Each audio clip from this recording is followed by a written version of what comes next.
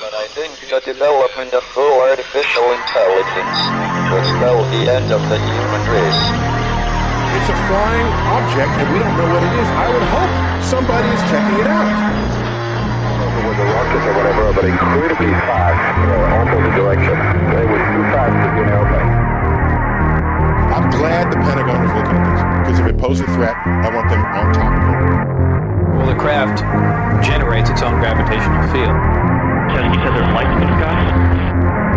The internet has become the command center for criminals and terrorists. 911, what's your emergency? I need help, please help! Aliens won't let it happen. You know, that's what we're instructed to say. Roswell, Area 51. Alien kept deep under the ground. 1, 0, 1, 1, 1, 8, 7.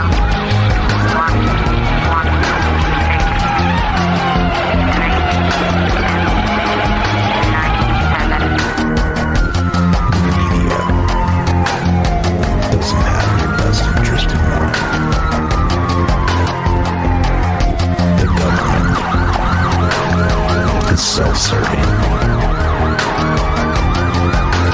You're here for a reason. You're listening to Troubled Minds Radio.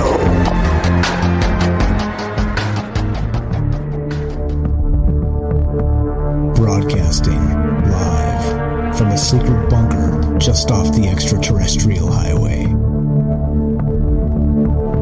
Somewhere in the desert sands outside of Las Vegas. From somewhere in space-time, loosely labeled Generation X on planet Earth.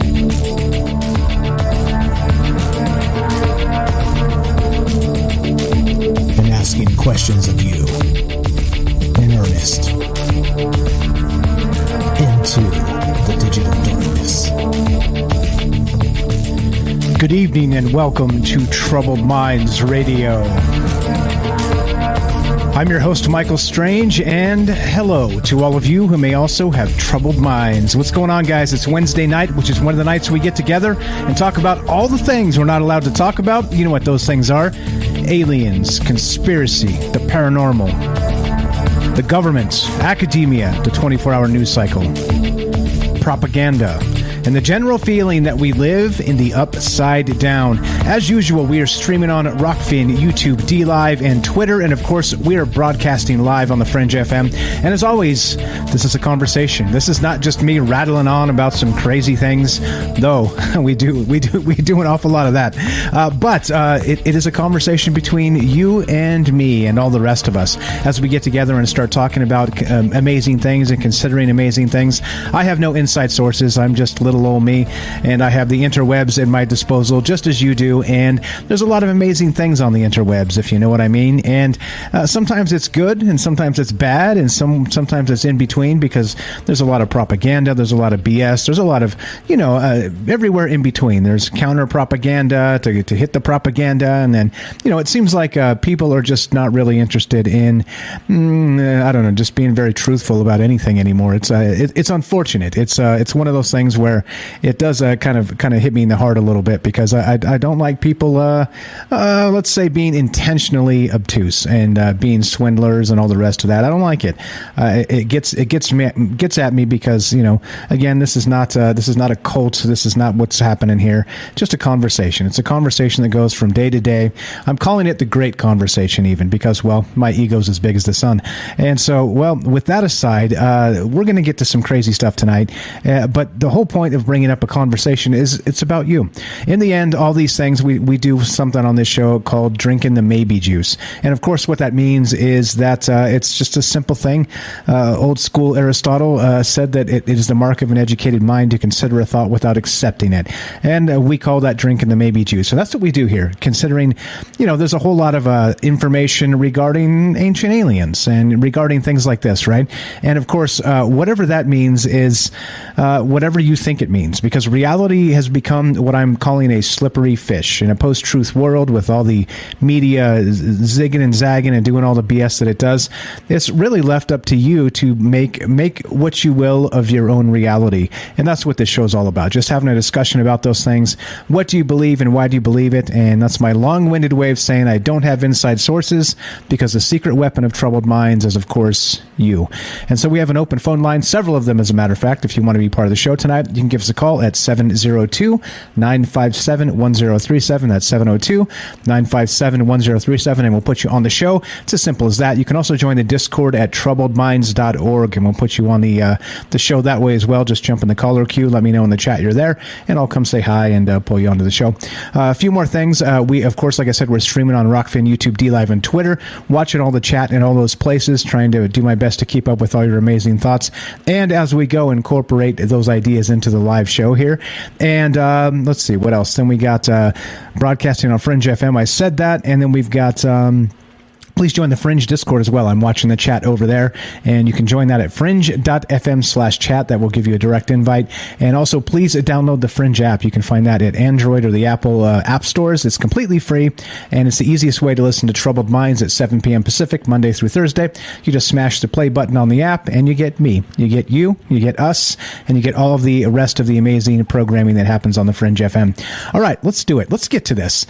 Now, there's a whole lot of stuff going on, of course, in the news cycles. And, there's some UFO news that hit today regarding some Pentagon stuff. And, as this one guy that got fired for being kind of a Pentagon D-bag and all the rest of this, right? Kind of UFO-related news. It's interesting. A lot of people are jumping all over this. But as you know, Troubled Minds, we do things a little bit differently in that when everybody zigs, we typically zag. Because if the actual, let's say, entire alt media, the UFO community is going to jump all over one particular story, well, we're not. I mean, that's just the way it is, right? If you tune into everything and they're all talking about the same stuff, it's the easiest way to get you to tune out. So I like to give you guys something a little bit different. So we're going to do a little bit different tonight and talk about some ancient civilizations. We're going to go a little bit Graham Hancock on you guys and wonder who the ancients actually were. All right, so let's get to this. This is where this begins and where my mind's at tonight as we go. Science Alert reported this, and much has been made of course, the alignment of the pyramids, okay? Orion's belt and that whole bit. We'll get into that a little bit tonight as well. But so this just came out, and this is brand new, April 7th, 2022, and they're discussing, well, the secret of the pyramid's perfect alignment might be explained after all. Okay, well, all right, that's fine. I'm okay with that. If you're okay with that, let's read a little bit of this. It goes like this. For centuries, the pyramids of Giza have puzzled researchers, not just their mysterious voids and hidden chambers, but exactly how ancient Egyptians built such impressive structures without modern technology. One of the most confounding issues is how the structures became so perfectly aligned. Although it is slightly lopsided, overall the square sides of the 138.8 meter Great Pyramid of Giza, also known as the Great Pyramid of Khufu, are pretty damn straight from the article here, and aligned almost perfectly along the cardinal points, north, south, east, and west. Quote, the builders of the Great Pyramid of Khufu aligned the great monument to the cardinal points with an accuracy of better than 4 minutes of arc, or 1/15th of 1 degree, archaeologist and engineer Glenn Dash explained in a study published in 2017 in the Journal of Ancient Egyptian Architecture. In fact, all three of the largest Egyptian pyramids, two at Giza and one at Dashur, are remarkably aligned in a way you wouldn't expect to see from an era without drones, blueprints, and computers. Quote, all three pyramids exhibit the same manner of error. They are rotated slightly counterclockwise from the cardinal points, Dash wrote. While many hypotheses exist as to how they did this, using the pole star to align the pyramids or the sun's shadow, it's never been fully clear how these worked. And so Dash came up with another, simpler idea.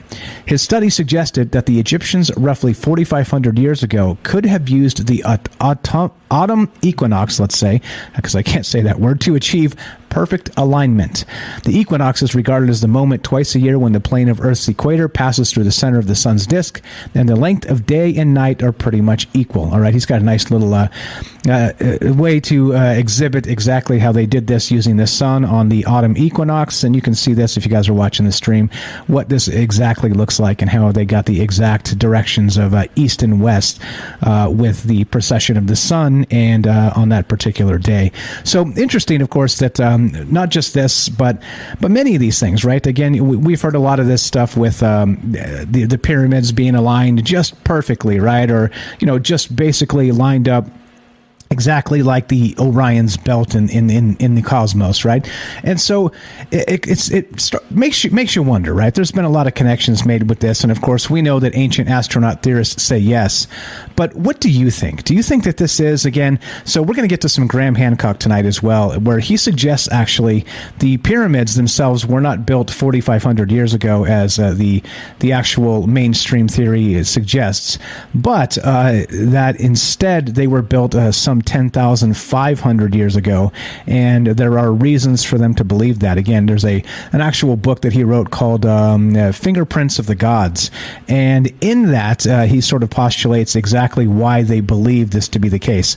And of course, as you would expect, right, in this type of thing, you got to take all of this with a grain of salt, including let's say even the mainstream sort of take on a lot of this, because they're doing their best, of course, to figure things out, but without actual knowledge, I think that it's not like you would expect, right? The world isn't always like we would expect, right? And I think that's part of the process here tonight, trying to find out what you think about this. Okay, so here's what we're going to do. The question tonight is this, all right? We're talking about the progenitor civilization.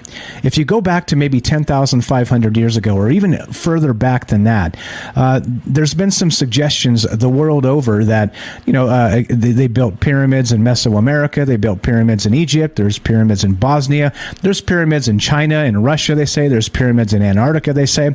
All kinds of different places, right? And it makes you wonder if instead of this just being like probably the most solid base, like they say, geometrically solid in building these things, is there's more than just that reason why there's pyramids all over the damn world.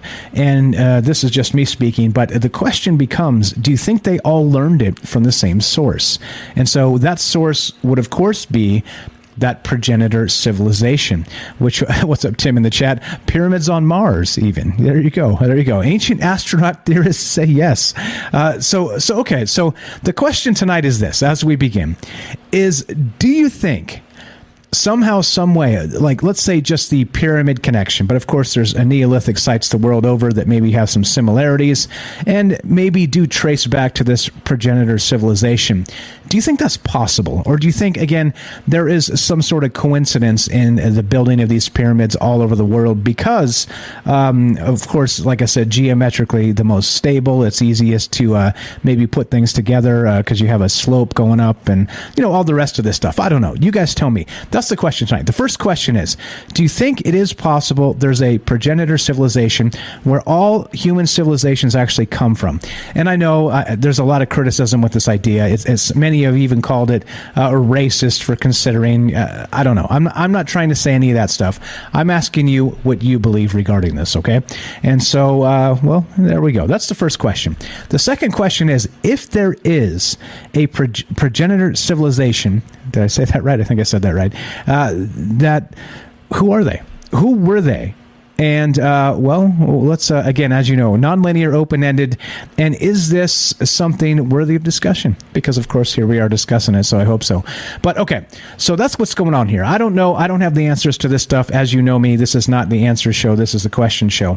But what do you believe regarding this? Okay, we'll get to some more of this again. And so we got the perfect alignment again. So the in this Science Alert article written by Fiona McDonald, again, April 7th, 2022, They're saying that they discovered how they actually did. They actually lined up the pyramids to be just perfectly off together, right? They aren't exactly to the four cardinal directions. They're actually just a smidge off, counterclockwise in the exact same, the exact same like minor little twist. Okay, so here we go. So what they did? Dash actually did his own experiment, starting on the first day of the fall equinox in 2016, and using a gnomon, GNOMON, to cast a shadow.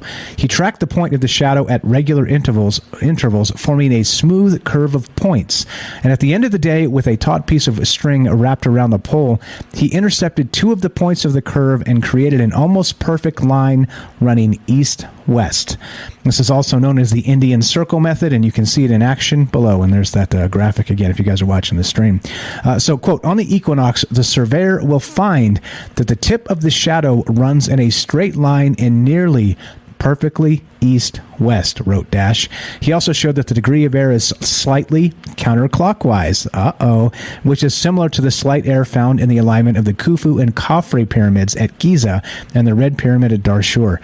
The experiment was conducted in Connecticut, the United States, but Dash said the same thing should work in Egypt. In fact, all Egyptians, ancient Egyptians, would have needed to align the pyramids.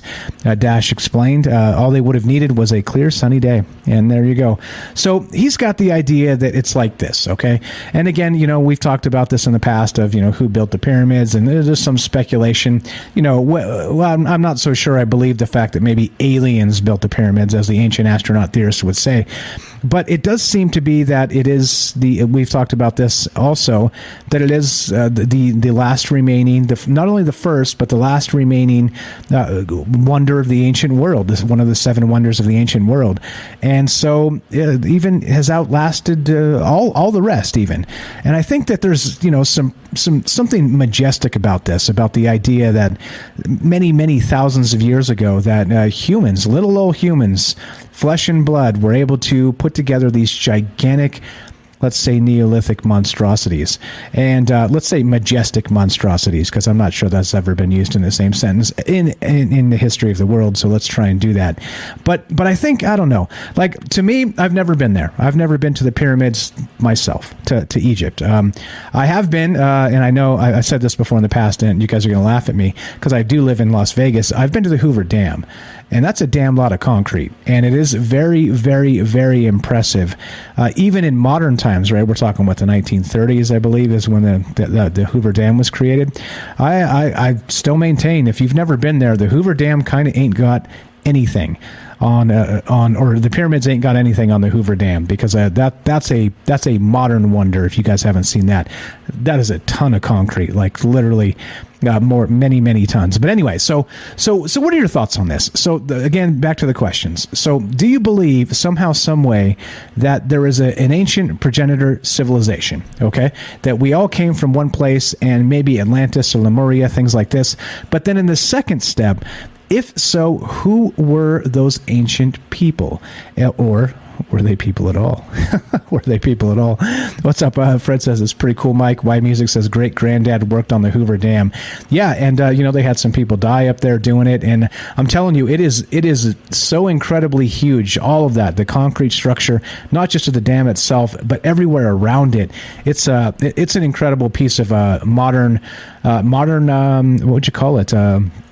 Not architecture, but modern engineering, for sure.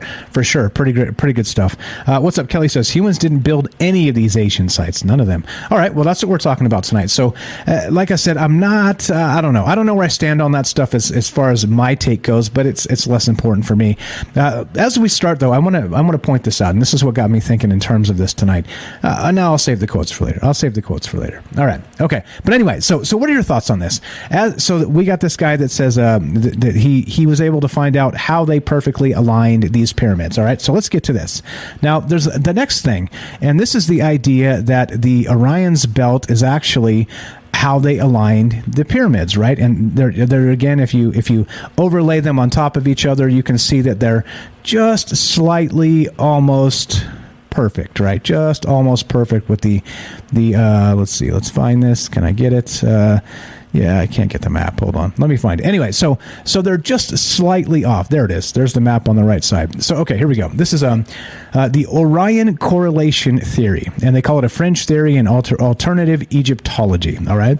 It posits that there is a correlation between the location of the three largest pyramids of the Giza pyramid complex and Orion's belt of the constellation Orion, and that this correlation was intended as such by the original builders of the Giza pyramid complex. The stars of Orion were associated with Osiris, the god of rebirth and afterlife by the ancient Egyptians. This is straight from the Ministry of Truth, of course, Wikipedia. And depending on the version of the theory, additional pyramids can be included to complete the picture of the Orion constellation, and the Nile River can be included to match with the Milky Way. The theory was first published in 1989 in Discussions in Egyptology, Volume 13. It was the object of a bestseller, The Orion Mystery, in 1994, as well as a BBC documentary, The Great Pyramid, Gateway to the Stars, and appears in some New Age books. So, there we go. So there's a couple different ideas. We get actual modern archaeology, anthropology, sort of doing some experiments and saying, well, this is probably how the ancient Egyptians were able to handle this.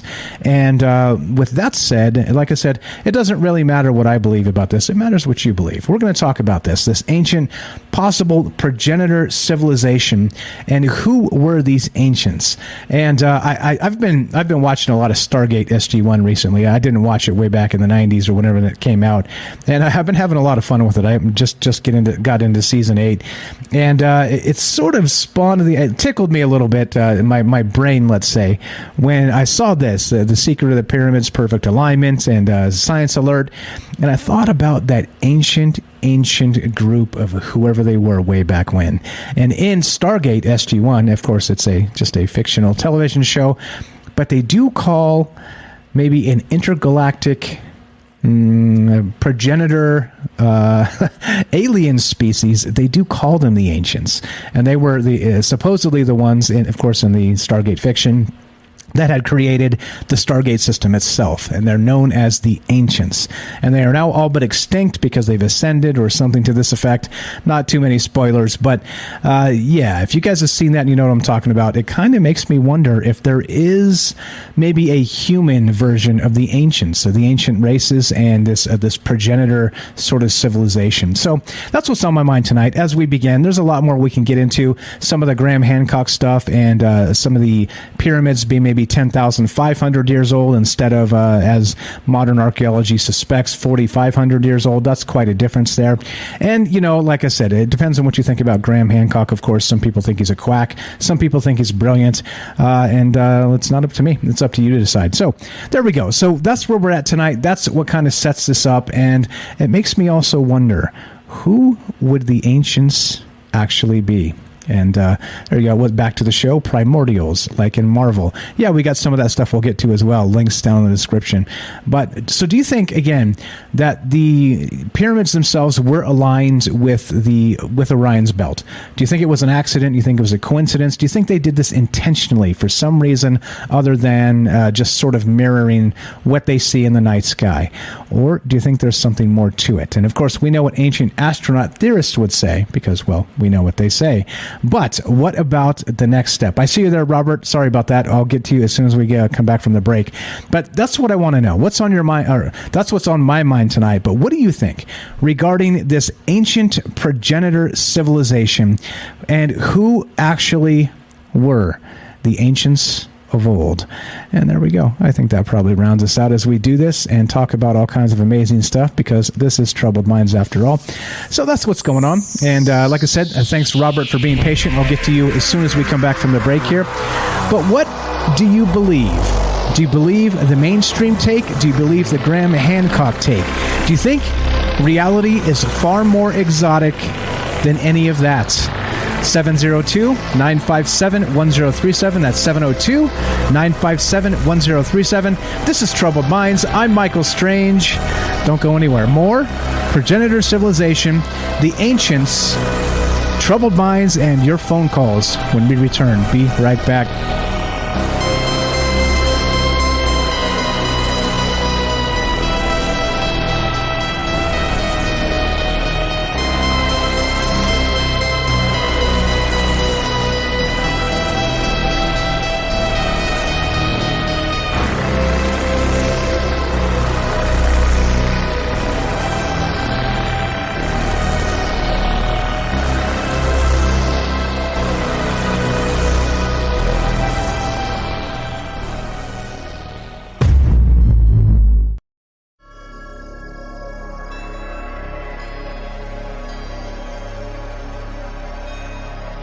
Welcome back to Troubled Minds.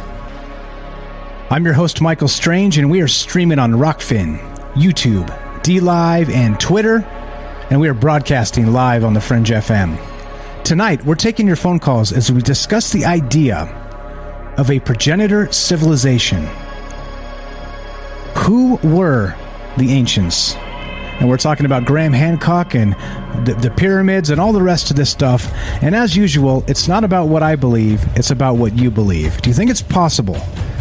Somewhere out there in history, there's a race of ancients, advanced or otherwise, that we're all descended from. And of course, in the ancient astronaut theorists say yes. I'm not sure what I say, but what do you say? 702-957-1037. We'll put you on the show just like this. Let's go to Robert in Pennsylvania. Thanks for being patient, my friend. You're on Troubled Minds. Go right ahead. I got my Troubled Minds hat on, and it's fascinating. It's almost like there's a charge that goes through the brain when you're wearing that thing. Now you know why. Now you know why I seem so crazy all the time. And it fills your brain up with maybe thoughts. There you go. Maybe thoughts. I love it. I love it. So what are your maybe thoughts here? Do you think there is a progenitor civilization that's maybe a little more spooky or out there than we think? Or do you think not at all? Do you think maybe the mainstream archaeologists have it right this time? What are your thoughts, my friend?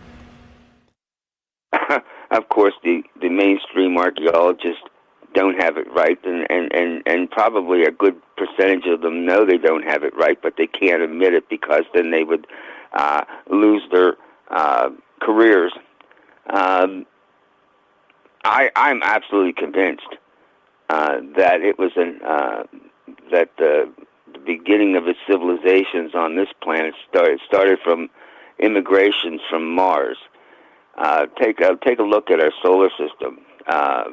We have pyramids here on Earth. We have there's been pyramids seen on the Moon, and now there's pyramids seen on Mars.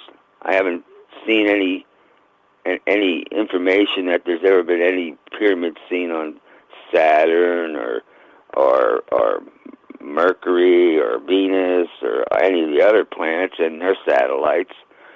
So you just start to calculate. Well, there's pyramids on Mars. There's pyramids on Earth. All right. There's still life on Earth. There's no life on Mars. All right. So you do the little calculations in your mind, and you come up with, well, that's a good clue that a whole bunch of civilization, or at least some very well-off people from that civilization, when that civilization had destroyed itself, was immigrating to the Earth to save themselves. Oops, I muted myself. Okay. Go ahead. And they built the pyramids. They built the whole civilization, and they enslaved. The humanoids that were us back in those days. You know that story. Who is it, Jay or somebody that's always bringing up about Inky and all that stuff and those legends? Well, I think there's probably a lot of truth to that. Yeah, that's Kelly, and you're talking about the Anunnaki. That's the Sitchin theory of the those tablets, the old Sumerian tablets. Yeah. So interesting, and this is why I framed the question exactly like this, because as Advent says in the chat there, that personally I think the progenitors would be way older than the pyramids by either date, and that's exactly my point. So if it goes back further and further and further, in which we keep finding evidence of, at least here on Earth, the question becomes: is the progenitor race civilization, whoever these individuals were or are still, because some people say they still exist, whatever they've become, right? But where did they come from? And I like your take. I like the take on Mars and all the rest of this. So you think that there's no coincidence that pyramids are all over the world, and even on Mars or Antarctica and all the rest of this, that it's related, and it's related to more of a, let's say, galactic family. That's probably a good way to put it. It's like the evidence is there right in front of your nose. All right, and because it's so profound, it has to be, it has to be ignored and thought to be something else. I mean, it really is. It's right there in front of our noses.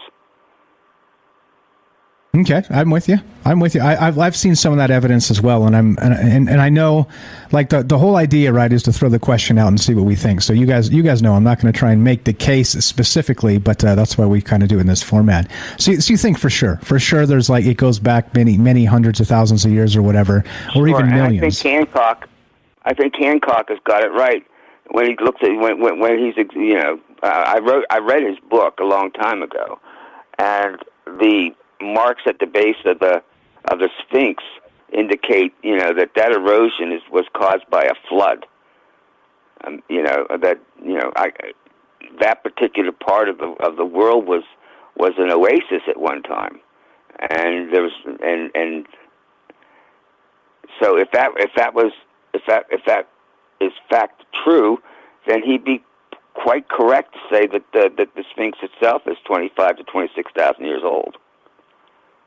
Yeah, and I do like that one, not just in terms of sort of drinking the maybe juice, but it seems like, like we were talking about the ancient wonders of the world, the 7 ancient wonders, this thing's still standing. And it seems like it's going to outlast, the 7 modern wonders of the world, which is pretty outrageous to me. So, yeah, I mean, it's fantastic. The idea is great, and I'm with you there. What else you got? There's still one question left. Sure. There's still one question left. Why were those that ancient civilizations so focused on Orion? Let's say that they immigrated from Mars when that civilization was destroying itself, which is almost close to being repeated here on Earth. Why would they be so focused on Orion? That's a good question, and I think we should add it to the list of questions tonight. You're correct. Do you have a theory? Well, there? my hat's sending a maybe thought into my brain, and it's saying, you know why? Because they were so advanced that they knew the whole truth about life and death, and that Orion is really where we go to, where life goes to when it dies. Okay, so it's sort of built into that the idea of reincarnation, and that's maybe at least the direction we go, where the soul goes to maybe reincarnate and then come back, something like that. Sure, and they would be so advanced that they would already know that. We're close to our own civilization is close to finally lifting the veil on all that. That civilization would have lifted the veil on that a long time ago. Yeah, exactly. I mean, and I don't know, like I said, you know me, I don't have answers here, but I do think it's fascinating stuff. What's up, Todd in the chat says, simple answer is Orion is very noticeable in the sky. And that's true. That's very true. You can always go for simple answers here as well. And that's why this is a conversation. So who do you think were the ancients then? If we're talking about, so we have a progenitor civilization, you think they came from Mars. Who were they? Do you think that we've sort of become part of them now, or do you think that it's a separate thing entirely? I would imagine that they were probably because the gravity is less on Mars, that they'd be a lot taller than us, and that matter of fact they may be what is the mythology of the giants. They may have been really, really tall people. I suspect that they were. And then they enslaved the primitive people that we were back then to do their mining and things like that.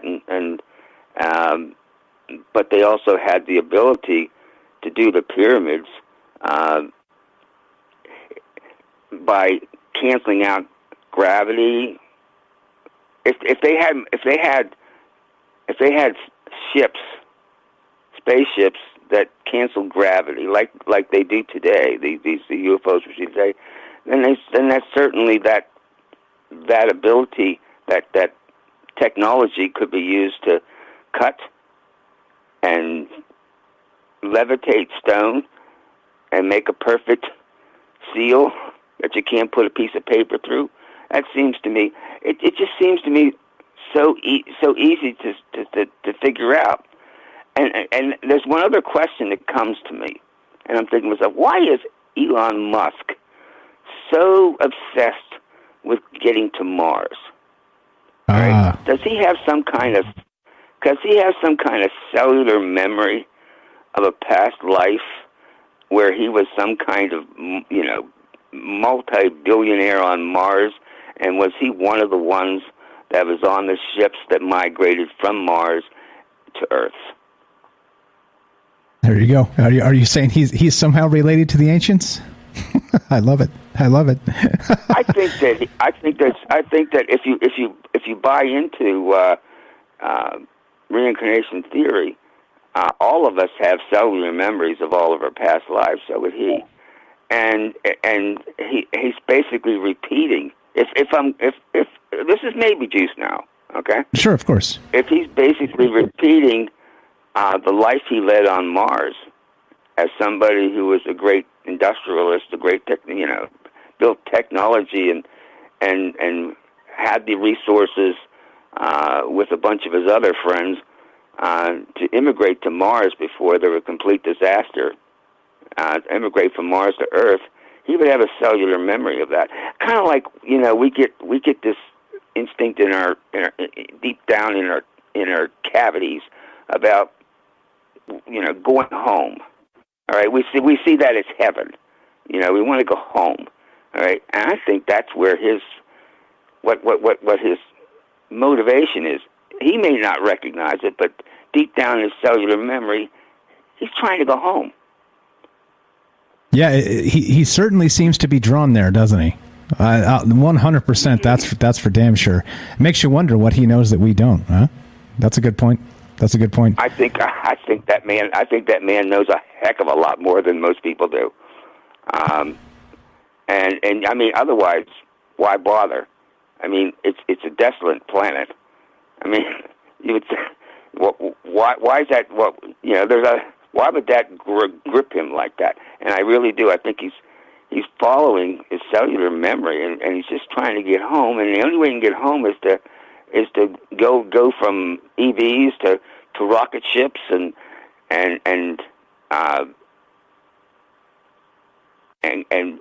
evolve into doing just that. I'm not saying that he will go to Mars, but I think he will, and I think he'll perish there. But I really do. I think he has a cellular memory of having lived there. Right on. I love the theory. Good stuff. As you know, we'll keep an eye on the Elon Musk story and see if he goes. Have you heard this, by the way, that Werner von Braun actually was part of a story written about the name Elon associated with the colonization of Mars way back in in 1952? Nope, never heard that story. Okay. Maybe you could tell. I'm going to get off the phone, and maybe you can brief the rest of us on that story. Okay, you got it. Okay, you got it. Pleasure's mine. Thank you. Appreciate the call, Robert. Bye. Have a great night. There you go. That's Robert in Pennsylvania. He's got a book called Stories from a Fractured Mind, the Robert Collection. I read it. He sent me a couple copies, and check it out. Links in the description. Good dude. Good friend of mine. Good friend of the show. What do you think? I like the theory. I like the theory that we've kind of heard this, the idea of the Graham Hancock and maybe the ancient astronaut type of theory, where we're not maybe not novel on Earth because, well, we came from somewhere else. We came from the stars. And actually, let's get to that quote by Graham Hancock. He said this: "We are consciousness incarnated in stardust." And that's a Graham Hancock quote, and very, very to the point here. And let's get to that. Let's get to that story real quick with Elon and Werner von Braun. What's up? Shout out to who said that in the chat. That was Bernays Sauce, Von Braun book about Beware the Elon. Here you go. Check this out. This is from vintagenews.com. And this is what makes this format great, of just doing it and talking to you guys, because I hadn't really considered taking this idea, the progenitor civilization, to Mars. But first call we get, Robert's like, hey, what about Mars? And is this where they came from? And Elon and all the rest of this. And then Bernays Sauce in the chat brings this up. Check this out. This is, again, from vintagenews.com. Headline is this. In 1952, a German scientist predicted the name Elon would be associated with the colonization of Mars. And let's see. Werner von Braun was a German aerospace engineer responsible for the development of one of Nazi Germany's most advanced weapons, the V-2 rocket, right? We've heard this story, Operation Paperclip, and Werner von Braun, basically the godfather of NASA. And wouldn't you know it, he was also a Nazi.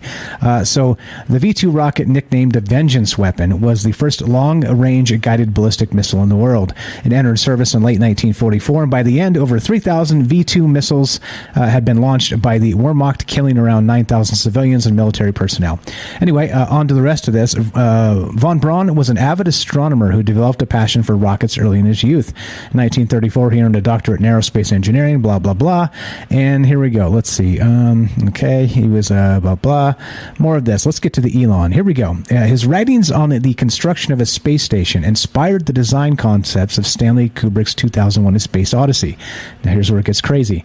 Von Braun's work, this is a fictional work, The Mars Project, published in 1952, was somewhat megalomaniacal, but also strangely prophetic. The book proposed a manned mission to Mars that would result in the planet's colonization and the establishment of an autonomous government there on Mars, right? But then check this out. The mission would include a fleet of 10 massive spacecraft, which would transport 70 astronauts and 9 crew vehicles. Braun made detailed calculations of all the aeronautical and engineering parameters of the mission, but although it was grandiose, how do you say that word, attracted the attention of some wealthy people interested in space exploration, including Walt Disney, it remained purely theoretical due to technological limitations of the 1950s. And this is where it gets super weird. So again, a fictional account written by Werner von Braun, the Nazi rocket scientist that came over to the United States, the godfather of NASA, the V-2 rocket, and of course the entire NASA space program, right? So he said this. The prophetic part of von Braun's work concerns the autonomous government of Mars. Namely, he proposed that instead of presidents, rulers of the colony would be appointed the title of Elon, E-L-O-N. Quote, the Martian government was directed by 10 men, the leader of whom was elected by universal suffrage for 5 years and entitled Elon. 2 houses of parliament enacted the laws to be administered by the Elon and his cabinet. The upper house was called the Council of the Elders and was limited to a membership of 60 persons, each being appointed for life by the Elon as vacancies occurred by death. Now look, 1952, Werner von Braun, the literal godfather of NASA and, of course, Operation Paperclip, the Nazi, brought over here shortly after World War II, and he wrote a fictional account in 1952 about the settlement of Mars and used the name Elon. You think that's a coincidence? That's the type of stuff that makes me go, are we living in a simulation? Like, what in the world is this? I'll link this in the chat because I hadn't actually thought about talking about this. But again, like I said, that's why we do this in this format, to kind of get things going in some different directions. And here's the actual article if you want to check it out. But yeah, can you believe that? 1952, Werner von Braun wrote a fictional account of how he saw the colonization of Mars. And in the way he saw it, he determined that the government on Mars would be ruled by the title Elon. Ooh, that's super weird. That's super weird. Again, coincidence, right? This is just a coincidence, I'm sure. I mean, this is fine. It's just a coincidence. What are your thoughts, though? Do you think that, again, we're talking about the progenitor civilization. Who were these ancients? And again, were they people? Were they, again, and we've heard about Atlantis and Lemuria. And again, you know, a lot of folks will call this pseudoscience and whatever, what have you. But the truth is, we don't really know the extent of ancient civilizations because we have, you know, a great reset after a great reset after a great reset, which we've seen throughout history over and over again, even in modern times, like meaning the last couple thousand years. We've seen some pretty horrific things happen with famines and plagues and things like this, and the sun just disappearing for like 2 years or something like this that caused just massive worldwide strife and starvation and all the rest of this. So I don't know. Back to the flood, like Robert was saying, that Graham Hancock cited in his book. Again, the book is called, what's this book called? Fingerprints of the Gods. That he actually said that the erosion on the bottom part of the pyramids were from the flood. So again, what do you believe? Like I said, I don't know. I don't have answers here. I'm not the answers guy. But I think it is fascinating to consider all this stuff as being real in some way. Or even not. It depends. It's up to you. So what are your thoughts on this? 702-957-1037. That's 702-957-1037. What do you think about Mars? What do you think about... Moon Monk. Wait, so the founder of NASA was a Nazi? Yes, indeed. Operation Paperclip, my friend. Yes, indeed. Werner von Braun. So what do you think about this idea? So Robert called in. Thanks for the fantastic call, Robert. Thanks for buying the hat. These hats are sharp, aren't they? Troubledfans.com. You can find hats exactly like this in other styles and colors. But, okay. And so this is where we're at tonight. We're talking about the progenitor civilization. Who were these ancient ones? And again, open-ended, non-linear. We can take this however you want to go. And that's what we're going to do tonight. And Robert started us off with a banger. And we went to Mars. What do you think? Pyramids on Mars? Pyramids on Earth? Do you think there's some sort of correlation? What about the Cydonia area? Things like this, right? Is it a coincidence that in 1952, Werner von Braun, the actual Nazi godfather of NASA, wrote a fictional account of settling on Mars and said that the actual government itself would be ruled by the title of Elon, E-L-O-N. Weird, curiouser and curiouser. I'd love to hear your thoughts one more time. 702-957-1037. And like I said, it is pretty interesting in terms of where we came from. I think it's an interesting thing where the further back you think, the further back you wonder about just being human, right? Where the very beginnings of this came from. Some scientists or some individuals would tell you that, we were, pond scum at some point. And, we kind of evolved from that. I don't know. I don't know if I believe that entirely. It seems like there's some, let's say, wink, wink, missing links in there from here to there. And so I don't know. It seems... I don't know. It seems like a little bit of a stretch, but I don't know. I clearly think aliens building the pyramids also seems like a little bit of a stretch. So it depends who you ask, of course. So what do you think? What do you think about maybe the progenitor civilization coming from maybe off-world? That's another thing we can add to the discussion tonight. And there we go. There we go. What are your thoughts? So as we get down to it, great stuff from Robert to get us started. Operation Paperclip. I hadn't actually considered Mars and the Elon and all the rest of that, but here we are. We may as well add it to the list of things because why the hell not? Nobody tells us what we can and can't talk about. So that's the deal. That's what's on my mind tonight. Who were these ancient ones? And again, in Stargate SG-1, I'm really enjoying that. And again, Robert, if you're listening, I recommended he start watching that. And he said he would. And I want to warn you, though, if you haven't started yet, the first six or seven episodes are pretty cringe. So get through that, and it gets much, much, much better. So anyway, there we go. So as we wind this down and get to the end of the second segment here, the question is still... was there a progenitor civilization on Earth? Do you think we all came from maybe one source? And one source being, who knows? As Robert suggested, maybe Mars itself. What about off-planet? What about, who knows? What about Graham Hancock and the 10,500-year-old pyramid and the erosion on the side that may be from the Great Flood itself? You tell me. Love to hear your thoughts at 702-957-1037. That's 702-957-1037. We'll put you on the show. It's as simple as that. Like I said, I'm not the answers guy, I'm the questions guy, and I'd love to hear what you believe regarding, let's say, the dawn of human civilization. Let's see, I think we're good. Everything's caught up, and yeah. This is Troubled Minds. I'm Michael Strange. Don't go anywhere. More progenitor civilization, the ancients, your phone calls, and Elon Musk on Mars when we return. Be right back. Don't go anywhere.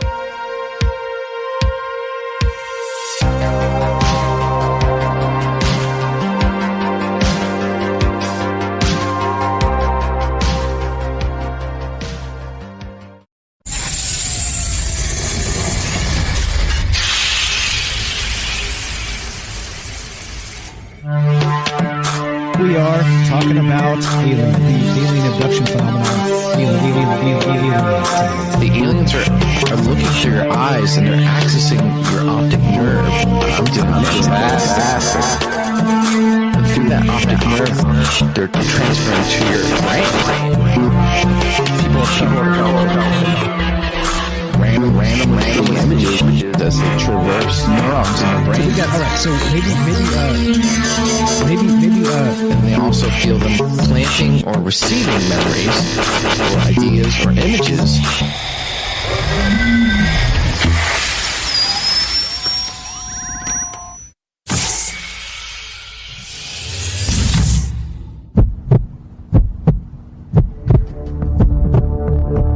Broadcasting live from a secret bunker just off the extraterrestrial highway. Somewhere in the desert sands outside of Las Vegas.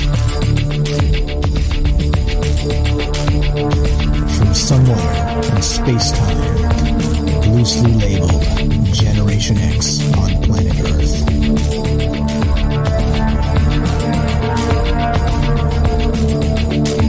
And asking questions of you in earnest into the digital darkness. good evening and welcome to Troubled Minds Radio. I'm your host, Michael Strange, and hello to all of you who may also have troubled minds. What's going on, guys? It is a Wednesday night, which is one of the nights we get together to talk about all the things we're not allowed to talk about. That's Monday, Tuesday, Wednesday, Thursday at 7 p.m. Pacific. What are those things, you may wonder? Well, let me sum up because there's too much to really explain. Aliens, conspiracy, the paranormal, the government, academia, the 24-hour news cycle, propaganda, and the general feeling that we live in the upside down. Tonight, we're discussing the idea of a progenitor civilization. Graham Hancock has always said we are a society, a race of people with amnesia, and that our history goes back quite a bit further than we've been led to believe. But it doesn't matter what he says, at least it does in some capacity, because it only matters to me what you believe. What are your thoughts on this? What were the actual ancients of the progenitor civilization? Were they from Mars, as Robert suggested? What about this Elon stuff and Werner von Braun and the rockets 1952, the Saturn rocket, and the actual prediction that maybe the government would be run on Mars when they settled by one named Elon? Interesting. And well, what do you think? As usual, right? So we're streaming on Rockfin, YouTube, DLive, and Twitter, and we're broadcasting live on the Fringe FM and taking your phone calls. And you can reach us at 702-957-1037. That's 702-957-1037, and we'll put you on the show. It's as simple as that. What's up, S Magician, over on the Fringe Discord? How are you? Let's roll. Let's go to Joe in Florida. Welcome to Troubled Minds. Go right ahead, my friend. How are you tonight? I'm not too bad, just hanging out for a little bit. Agree with Robert, but I'm going to do like maybe an argument for an argument against devil's advocate, but totally lots of proof. Pyramids, all of that, repeating that. The other thing that I find is that there's an article, and I wonder if I have the gene, because I'm such a night shift person, even though I work during the day now, and it kills me. But they say that there's 1% of the population, I posted the article, and Rockfin, that say you may have a gene that's you have a disposition for a 25-hour sleep cycle, which is what I guess Mars would be, a 25-hour sleep cycle. So to me, that's all, evidence, circumstantial, whatever. But I kind of lean towards that theory that they came over here and populated or controlled us or genetically modified us. Now, my argument against that is if we could find evidence for the pyramids are there, all these things are there, but we don't find any landing craft. I mean, it's conceivable that if they came in big crafts, big spaceships, that they would burn up in the atmosphere. but you would still have to have a landing craft. And up till now, if anything has been found, it hasn't been found on a large enough scale to let it leak out. Kind of like when you do see giant skulls here and there, and everybody says the Smithsonian's got them hidden, but we still see pictures of giants, whatever that frame of reference is. If a giant is maybe 10 feet tall as opposed to 20 feet tall, but people that are abnormally sized, that's leaked out. To my knowledge, I don't think we've found anything that has any type of technology as far as a rocket ship. So, making that argument further, if we were living in ancient times and we were staring up at a clear sky without light pollution, we would probably see a lot more rocks falling out of the sky with tails on them. And it wouldn't be a far stretch to say that the way we wrote stories about the stars and the constellations and all of those things, it wouldn't be a far stretch to say that looks like somebody leaving the planet. And then drawing a picture of a meteor that they had seen or an asteroid that flew through the atmosphere, drawing those pictures with people inside them. And that would kind of maybe explain why each culture has different depictions of rocket ships. But maybe they never met the people inside of it. It was just every different culture on this planet seeing, meteors or asteroids or whatever it was flying through the sky. So, I don't know if that makes... It's a pro and con. I'd like to believe we could come from Mars. I'd like to have an explanation as to why I don't sleep at night without taking medication. So, all of those things. But, on the other hand, maybe we've just been here and we've had a second start of civilization, and we forgot the first. We forgot our progenitors, which are maybe just us. I don't know. So anyway, that's my argument for now. Okay, so maybe you say maybe Mars. If you had to make a guess, the progenitor civilization, is it just us and we're overthinking things, or do you think it is a little more exotic than that? Well, if Mars has pyramids and we have pyramids, it would be suffice it to say that maybe we didn't come from Mars, maybe something from someplace else populated both planets, and the ones that did that are actually still on the moon. So that would get into our Stargate theory. So, kind of, maybe something came from somewhere else. Let's face it, there's moons around Mars that say, I think, that might have a metal surface similar to what they say the moon getting hollow. Now you're pushing me because I didn't really think about this. I'm just kind of making it up like anything else. But maybe, juice-wise, maybe it was something else that put both of us, had two aquariums basically going. And one aquarium didn't make it, and this aquarium so far is making it. Kind of like when Captain Kirk put Khan down on SETI Alpha 5, and that planet exploded, and then you have Wrath of Khan. If that makes any type of sense, and maybe it's the Greys. Maybe it's the Greys that came through when you're watching Stargate, the Asgard, all of those things. Whenever they appear to other people, they appear as gods or in different forms, but we get to see the Asgard as those gray aliens on that show. The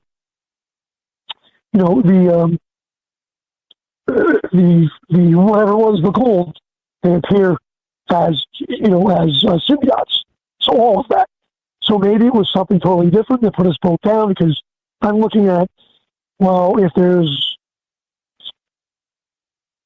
pyramids on Mars, then you maybe would see skyscrapers or something left other than a pyramid. So how did they get to the development of a rocket ship to get over here? You follow what I'm saying? Yeah. Well, and not only that, too, like, I would expect that if that was the case and there was some sort of civilization that did come here in ships, they wouldn't leave their ships, right? They would probably take off in them. Like you wouldn't just land them and then... Possible. Yeah. I mean, there's a lot there where it's at least in. Go ahead. Oh, yes. I know there's another caller. So the only other thing that comes to mind is a movie, I believe it's called The Knowing, with Nicolas Cage. And he sees these predictions and these patterns, and he knows that something's coming. And basically something else comes and takes the children that are like pure of heart to basically restart civilization somewhere else. So, we have arguments in the Bible about that. We have, the flood, there's this, there's that, of civilization being restarted.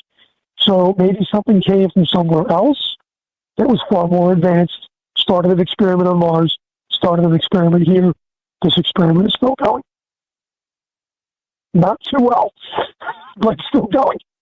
Yeah, right. Yeah, exactly. And as you can tell, the world has been in a rough spot the last 10 years or so. Yeah, for sure, man. I love the theories. I love the idea. Thanks for bringing this article here to the thought process. Night owls are from Mars. I love it. I'll read a little bit of this and fill everybody in on your theory. But I do love that. Let's both you and I are night owls. Maybe we're part of that 1% of the gene mutation. I love the idea, my friend.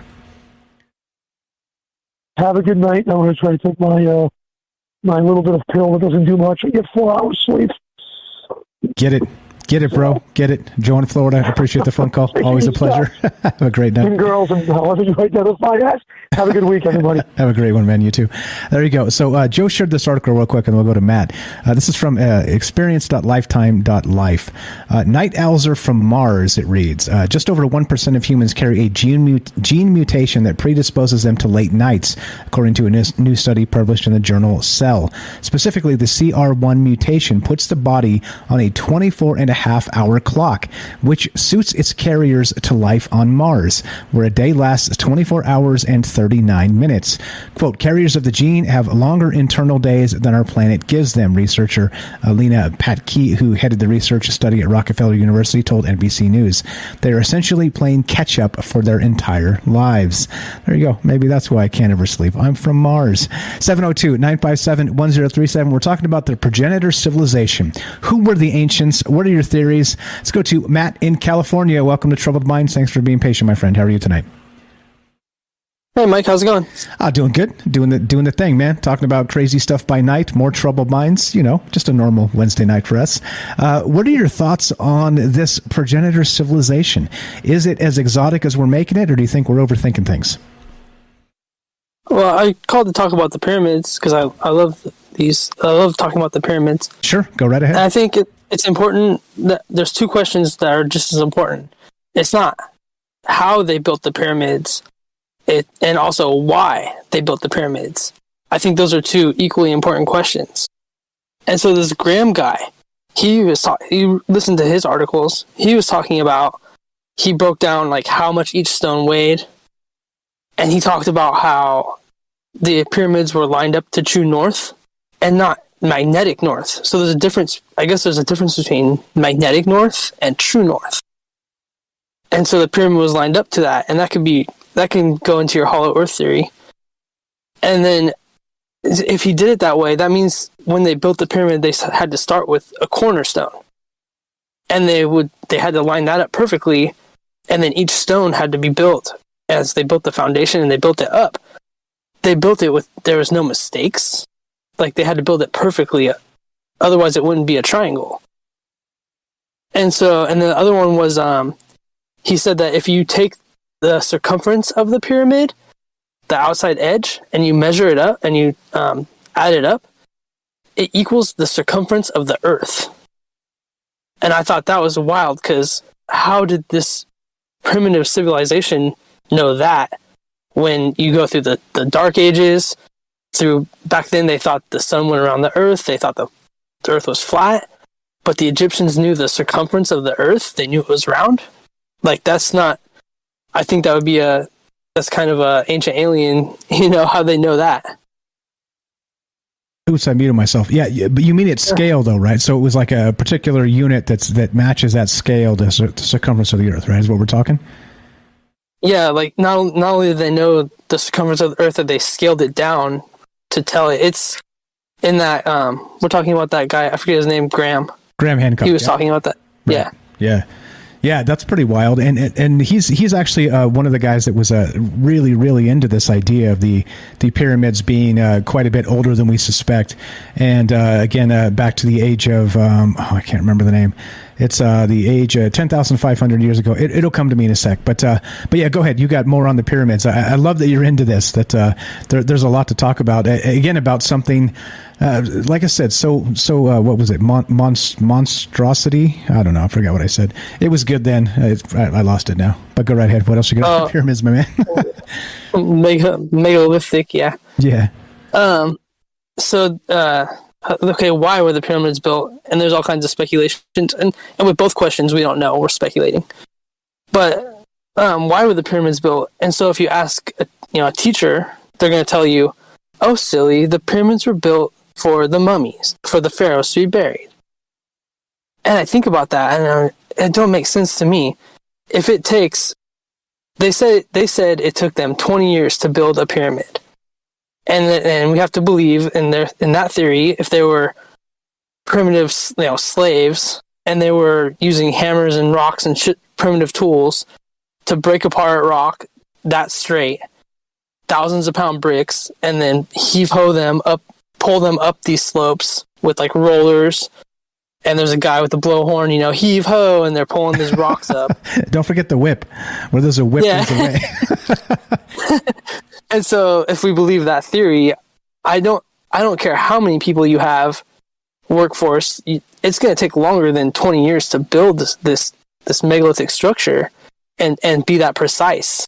It wasn't slaves. These were master craftsmen that built this thing, that took care of it. And so I'm thinking about that. Okay, so let's say if they did it that way, I could believe they did it in maybe 100 years. They'd be able to do it. And so you think the pharaoh, if the pharaoh's like 12 when they find out he's a pharaoh, and back then the life expectancy wasn't so long. So let's say 70 years.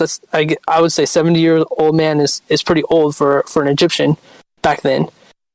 Then that means that they would have to start building the pyramid with, either after they found out he was the pharaoh, they would still be building the pyramid years after he had already died. So it doesn't make sense to me that they would build this pyramid just to bury one person in it. And if you ask the archaeologists and stuff, they'll laugh at you. They'll say, we don't find mummies in pyramids.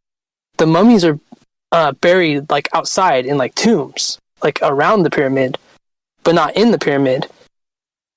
So what was the pyramid built for? And there's a show I watched where I got this from is the Pyramid Codes. It's a History Channel documentary. And there's this team of scientists they're going out with ground penetrating radar, sonar. And they're like trying to find artifacts under the sand in the desert in Egypt. And they're just kind of going out willy-nilly, just kind of going to random locations trying to find things under the ground. And it's dangerous, it's the desert, it's a no man's land.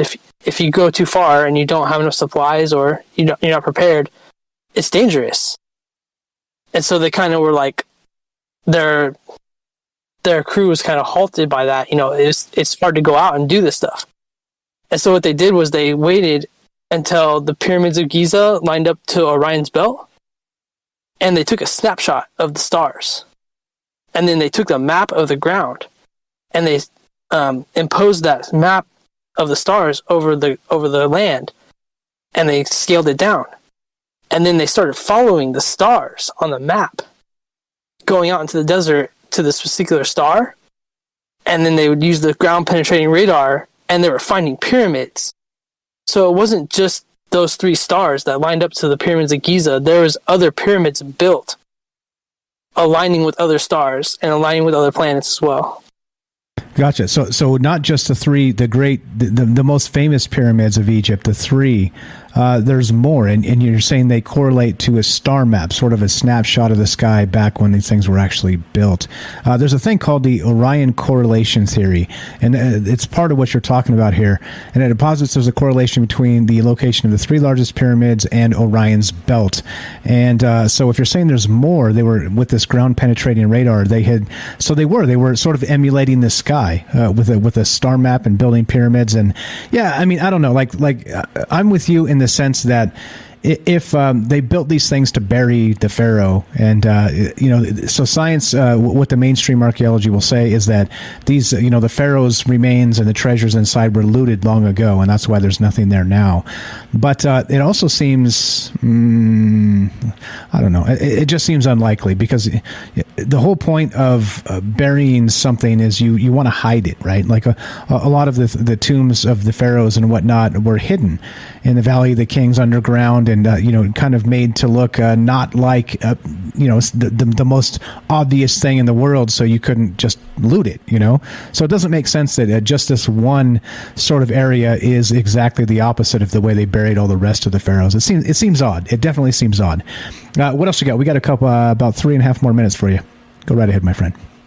I'm just gonna say that I think we gotta keep looking at this and speculating and talking about it. We don't know. We weren't there.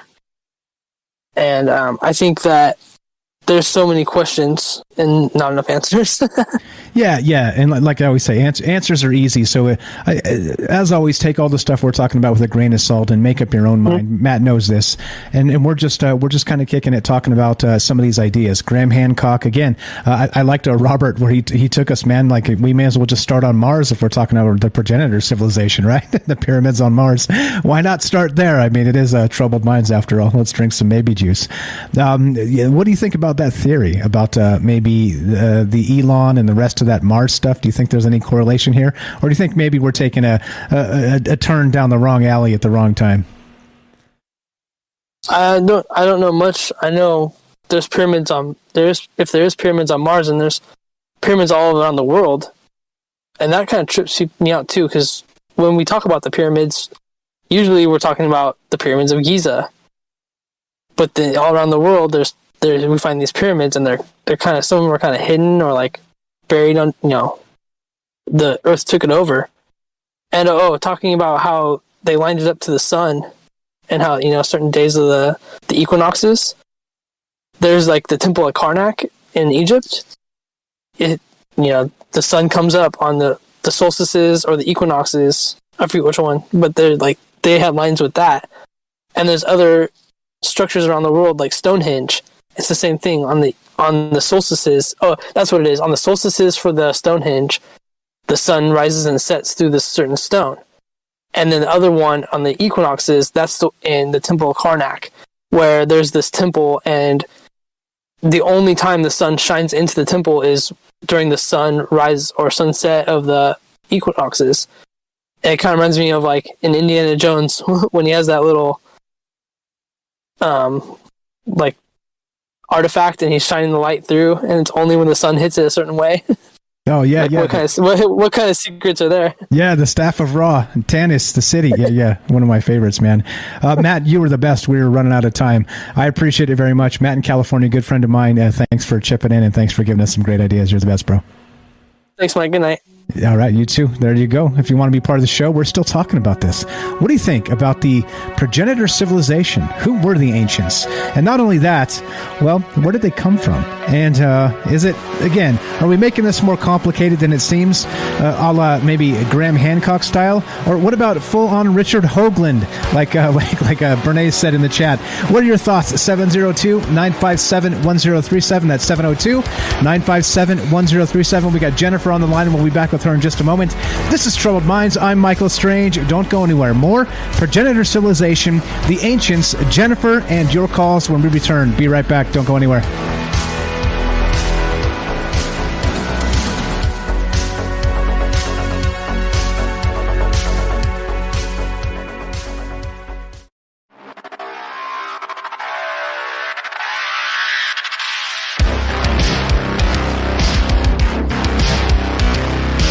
Welcome back to Troubled Minds. I'm your host, Michael Strange, and we are streaming on Rockfin, YouTube, DLive, and Twitter, and we are broadcasting live on the Fringe FM. We're taking your calls as we discuss the Progenitor civilization. Who were the ancients? How far back do you think this goes? Mainstream archaeology says, oh man, maybe 5,000 years, 6,000 years, something like that. Well, Graham Hancock thinks the pyramids themselves were built 10,000 years ago, or even more than that. What are your thoughts? Where did we come from? Where are we going? 702-957-1037. That's 702-957-1037, and we'll put you on the show. It's as simple as that. Let's go to Jennifer in Missouri. Welcome to Troubled Minds. Thank you for being patient. Go right ahead, my friend. Hello. Good evening. Yeah, this is the pyramids are the big thing, aren't they? I mean, they're all over the planet. It's really strange. We've been trying to figure it out. And I think one of the biggest things that's strange about it, too, is how we stopped building pyramids. You know, that's weird. Sorry, taking a sip of my coffee while you're talking. Yeah, it is weird. It is weird. Sorry. No, you're good. You're good. Yeah, that we don't build them anymore. Yeah, and if it was like the most stable structure, it seems like we would keep building these things, right? But maybe not. Maybe not. Yeah, wild stuff. What are your thoughts on the age of this and maybe this progenitor civilization? Well, I mean, the progenitor generation, the whole idea about that, I mean, if you look back, I mean, we don't have anything to go off of except for our own science and history, and then all of the mythos. I like to kind of blend them both and try to see if there's some kind of connection. When you think about, I posted something about the Aztecs, and I was thinking about them, you know, and they talk about how there are the 4 cycles, and we're in the 5th cycle, but each cycle had its own sun and everything, and that it was a world itself with its sun every single time. And in those worlds, every time it was destroyed, it destroyed the race that was there. And the first, there was like a race of giants. They could have built the pyramid. There's one. There was a race of fish. Humans changed themselves into fish because the world was flooded. And that's an interesting notion. I was thinking, you know, the pyramids would be easier to build underwater. That makes sense. Kind of weird, but they could use, I don't know if they somehow, there's a lot of mythos about some type of water being somehow that humans, or there's some kind of humanoid fish beings. You have that.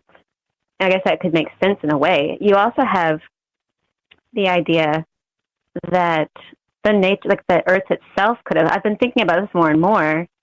There's a rock wall in Texas, and people were digging it up, these archaeologists found this rock wall in Texas, and it was shaped as if, like, very similar to the pyramids in a way, the way that the stones were stacked. It was limestone. And it was, like, wedged and stacked in this wonderful, perfect symmetry. But they decided, in the end, the archaeologists believe, that it was a natural formation caused by, like, water and all these things. It got me to thinking about, I don't want to skip to some of the topic, because I was thinking about the Mars thing just then, but, you know, it got me thinking about there was something I read in an article, too, that talked about above the Earth's surface, there's a magnetic portal between the sun and the Earth. A magnetic portal. And when you think about that idea, that perhaps, you know, the fact that these are aligned in certain positions, I wonder if somehow some of the pyramids could have been created. I mean, if you were walking along as an ancient being and you came across a pyramid in any of these places and no one had built them, but the Earth itself had created it, we see all this other perfect symmetry everywhere. All of our math and everything is based off of natural symmetry, every bit of it. Like our mathematics of Fibonacci sequence are based off of nature. You think about that and the fact that, is it possible? Like, is it conceivable even that somehow some of these pyramids were just created out of some kind of magnetic force that is coming from the sun itself or a past sun of one of those worlds? And then back to the Mars thing, I didn't really but I want to finish on that because there's just so much really real quick, and I don't want to be on very long. But like with the Mars thing, in the Saturn mythos, there's the idea that Saturn had several moons. We already know about its moons right now, but that the Earth itself was a moon of Saturn, and that Mars was a moon of Saturn, and there were possibly inhabitants of Mars as a moon of Saturn, as the original sun of the Earth too. That the Earth itself was a moon of Saturn, and that we are actually just, that we were originally with the brown dwarf star rather than this yellow dwarf star. I think it's very strange. And if you think about in the Saturn mythos, they talk about the axis mundi. And it's like this, due to the Birkeland current that was occurring between Earth and Saturn, there was this sort of formation happening at the pole that looks just like a pyramid, like a Jacob's ladder going up to, like following that electrical current. In its electrical theory, it's like Tesla and electrical universe. But it looks like a ladder right up to heaven, kind of like a pyramid. It made me think, too, that if it was pointing at Saturn like the sun itself, or if it somehow our sun has been going through cycles and it was different at some point, or who knows. But in the case of the Aztecs and everything, they were doing the sacrifices and stuff at the top of the pyramid. And then you have all that mythos about the sacrifice of, like in Catholicism, you have the sacrifice of the Christ, and that it's this whole sun thing, the thing with the sun, and the fact that the pyramid itself is representative of the sun, and it's a ladder up to heaven there, and they would do their sacrifices at the top. And it's so strange, and we know that the Egyptians were doing that too. I don't know, because there's so many different ways it could be. You have the idea that the Atlanteans were the Egyptians, and they built them about the same time that Graham Hancock is talking about, that there were all these events that were occurring, that the Earth was going through these tremendous changes, and that the water was much lower at one point, and that the weather was very even, and there were hardly any meteorological changes at all because it was Saturn as the sun in that theory, in that theory right there. But if you think about that the Atlanteans may have built it and that it is very ancient, I don't know. But yeah, I think there's something to do with the sun and the fact that it's 99% of the mass of the solar system. And it's possible that, I don't know. I don't know. But I wanted to bring those points up. I didn't mention them because. Yeah, no, great stuff as always. You did mention the sea level there. I was looking into that as part of this discussion tonight as well, because you would expect that if there was some sort of ancient civilization that is, we don't have evidence of directly, it would be under the ocean, right? And we've talked about that in the past. And if you do look at the sea level like you're describing here, and we're talking about 20,000 years ago, that the sea level was quite a bit lower than what they suggest today. Like even in the course of 200,000 years, at like sort of a bottom mark, like the lowest it's been. So that would literally just say like Atlantis and Lemuria and some of these places that they say may have been are literally just underwater now. I mean, at least, some of the scientific evidence there lines up to what we're describing and what we're talking about. So I am glad you brought that up, because I may have completely skipped over that if you hadn't mentioned it. Brilliant stuff as usual. So if you got to guess, where do we come from?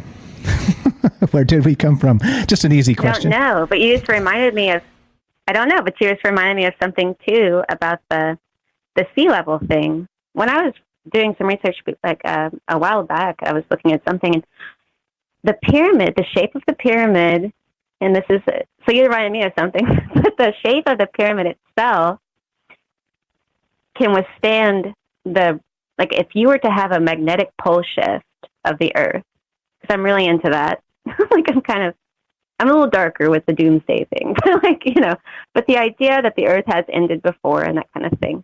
I like the idea that it comes back anyway. But if you think about the switch and the magnetic poles and how everything goes topsy-turvy like that for a while, they might have been aware of that, I think, whoever built them, because the shape of the pyramid itself, if you were to have a deluge or unbelievable hurricane force winds, as the Aztecs describe in one of their destruction stories. At one point, the Earth is destroyed by hurricanes. At another point, it's destroyed by water. And if you think about the pyramids and the shape of them, they can withstand that better than any other shape. So if there was like a mass deluge in the case of Saturn's rings clashing with the Earth, then it would survive that, for example, because of the shape itself and how the brute force of the weight coming at the sides at the bottom, which is the widest, and the way it peaks up, the shape of the pyramid all over the Earth. And then when you think about the same thing with the winds, it's the same thing. It breaks against the mass at the bottom, and it tapers off towards the top.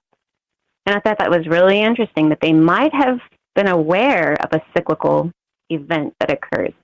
And it's not really doomsday. It's just interesting, because I'm sure we're nowhere near that. I'm just saying. But I think that that's very interesting, and that they may have experienced cataclysmic events in the past, and these pyramids may be examples of that. It is unusual that it was important to the people in the past.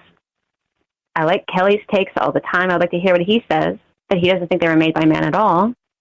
But see, extraterrestrials, the Aztecs talk about that too, like with the giants, that they were a race initially, and then the humans became fish to survive the flood.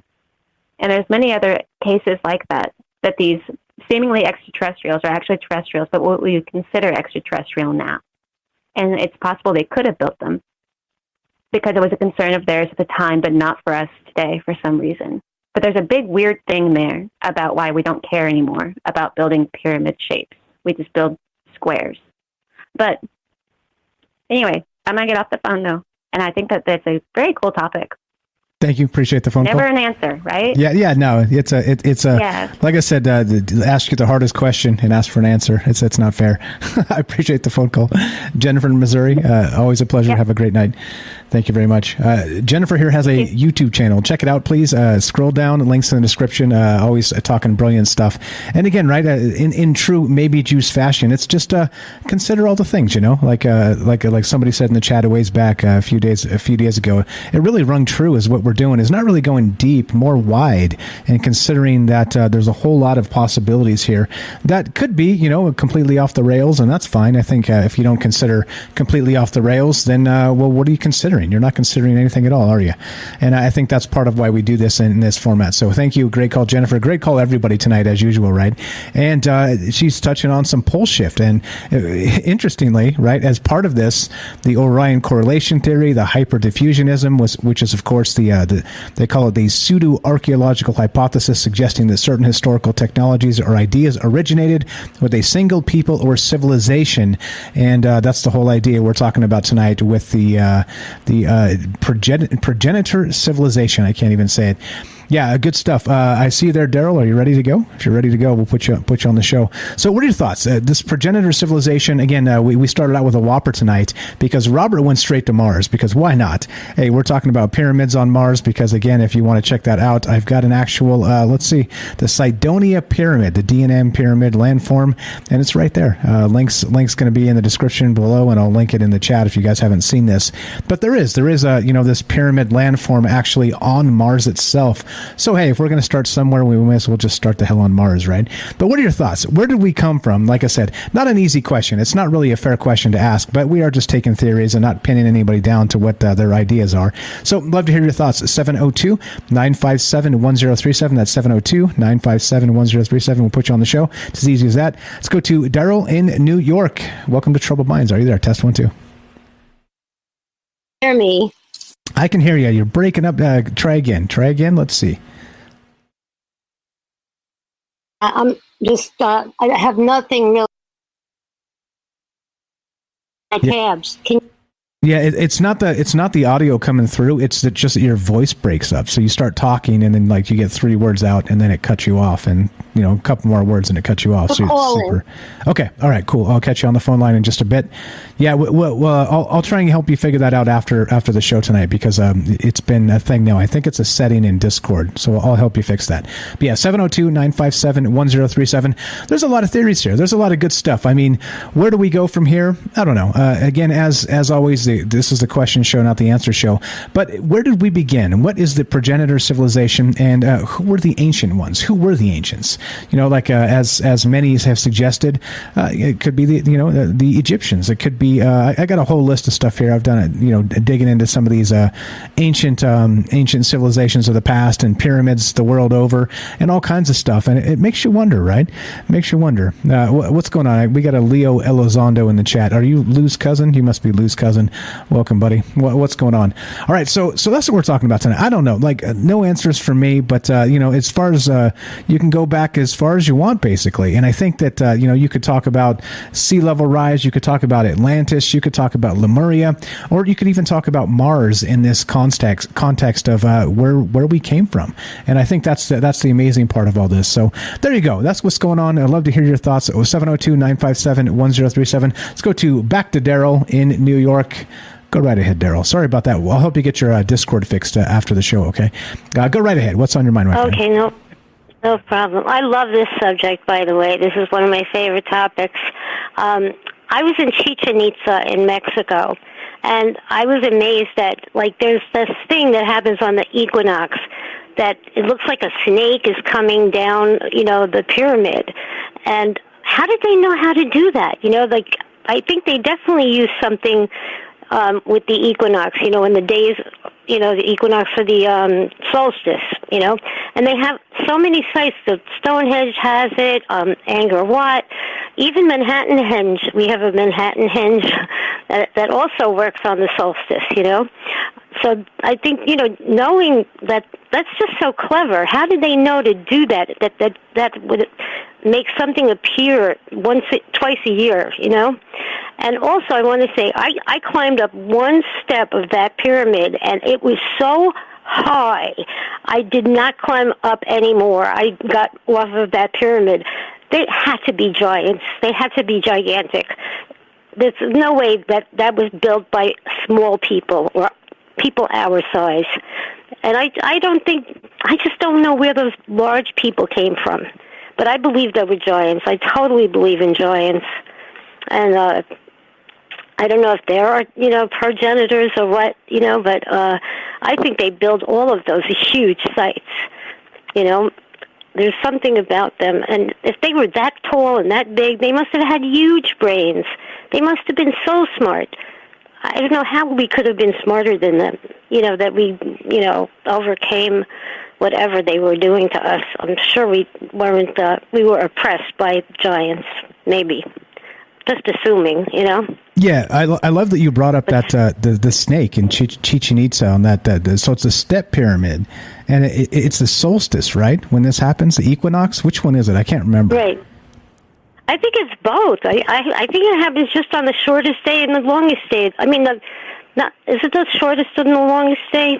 I'm not sure, but anyway, it's that day. Twice a year something happens where it has that illusion when the sun is rising or setting. It looks like a snake is coming down the pyramid. How did they know how to build that? To make that illusion. And there's one, I think it's in, I forget, Karnak or somewhere, where there's a dagger that looks like it's the sun makes like a knife or something. Twice a year. How'd they know that? That's unbelievable. Yeah, I've seen that. I think they must have used.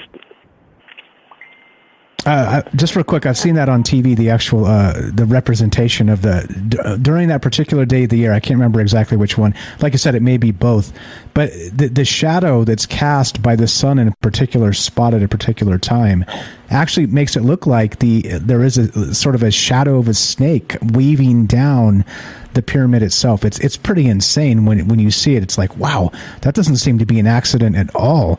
And you're talking about sort of ancient structures and ancient civilizations and how smart they were to build these things. Not only that, you'd have to plan the hell out of that.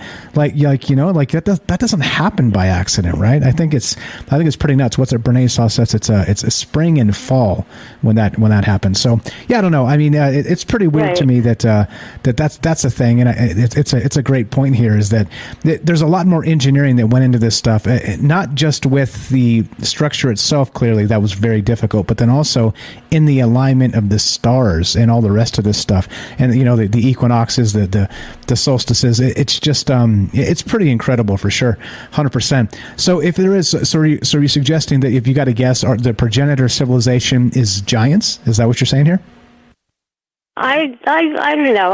I'm kind of fascinated with giants. I'm obsessed with them, actually. I really believe that they existed and they were on this planet first, I think they were here first. I think there were large creatures on this planet first, But they had more oxygen back then. That's why, biblically speaking, people lived longer back then. I don't know, things have changed on this planet that, for some reason, we don't live as long as the biblical people live. I mean, how, did people really live for 900 years? Can you imagine? Are you married to somebody for 900 years? I mean, what's the divorce rate like, I don't know. Always the hot take from Daryl. Yeah, I mean, right? So is it the 700-year itch?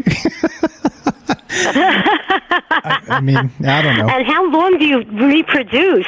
Do you have children when you're 500? I'm waiting till I'm 600. I don't want to have any kids till I'm like, I want to enjoy my life or whatever, Right. I'm more career oriented, I wanted to get my career going before I had any more children. I've already had 1,000. I mean, how many kids did you have, Right. How long did you reproduce?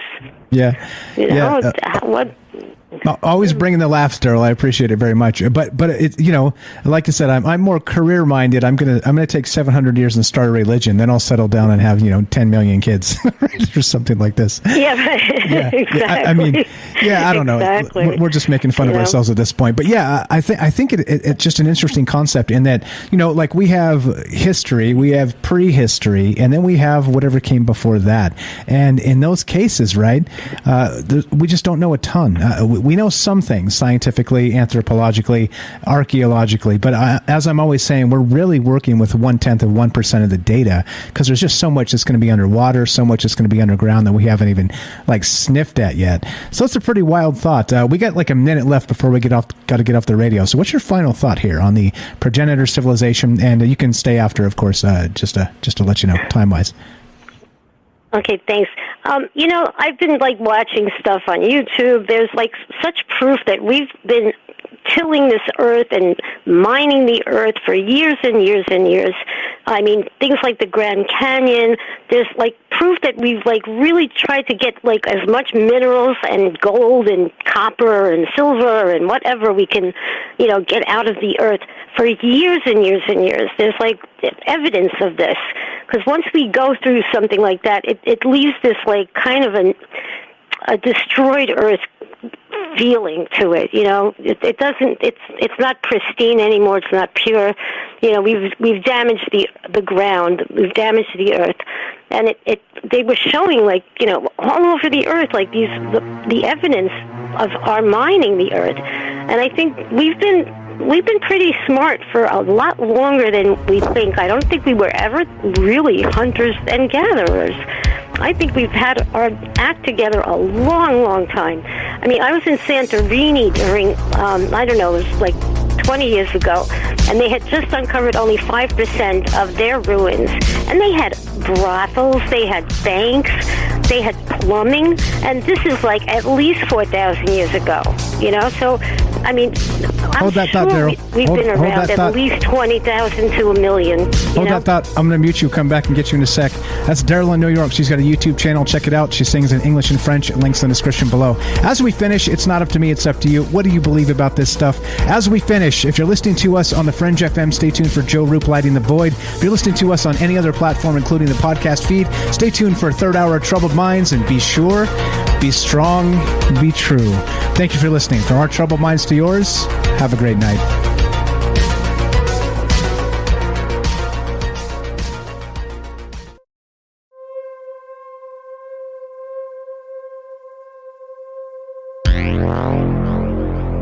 Okay. Okay, sorry about that, Daryl. I put you on hold, but you hung up. So I was going to just come right back to you, but you're welcome to call back. Here's the thing. I'll send you a message on Discord, see if we can get that fixed up. I think what's happening is it's your noise gate. Like you somehow turned on the Discord noise gate, and it's cutting out your actual voice there. So what we're going to do tonight, we're going to keep on trucking. We got a third hour of Troubled Minds coming up, and we've got this. We've got the Progenitor civilization. Who were the ancients? And again, non-linear, open-ended. Where are we going to take this? How's this going to go? You tell me. 702-957-1037. We've already gone to Mars. We've gone to Lemuria, Atlantis. We've gone to Chichen Itza and the snake coming down the pyramid. We've gone all over the globe and back. And, well, there we go. And to Mars itself. So what are your thoughts? The Progenitor civilization. Who were these ancients? We even went to Stargate. And who built the Stargates in SG-1? Because why not? They're called the ancients. So what are your thoughts? We're still talking about this, and it's not an easy question. It's just kind of throwing out some theories and talking and considering and hanging out with great people, non-judgmental people. That's what this is about. All right, so hang tight. We're going to be right back. Looks like Daryl's calling back. We'll get back with her in a sec, and looking to hear from you. 702-957-1037, troubledminds.org. Click the Discord link, and 2-minute break. More Troubled Minds on the way. Don't go anywhere. 2-minute break. Be right back.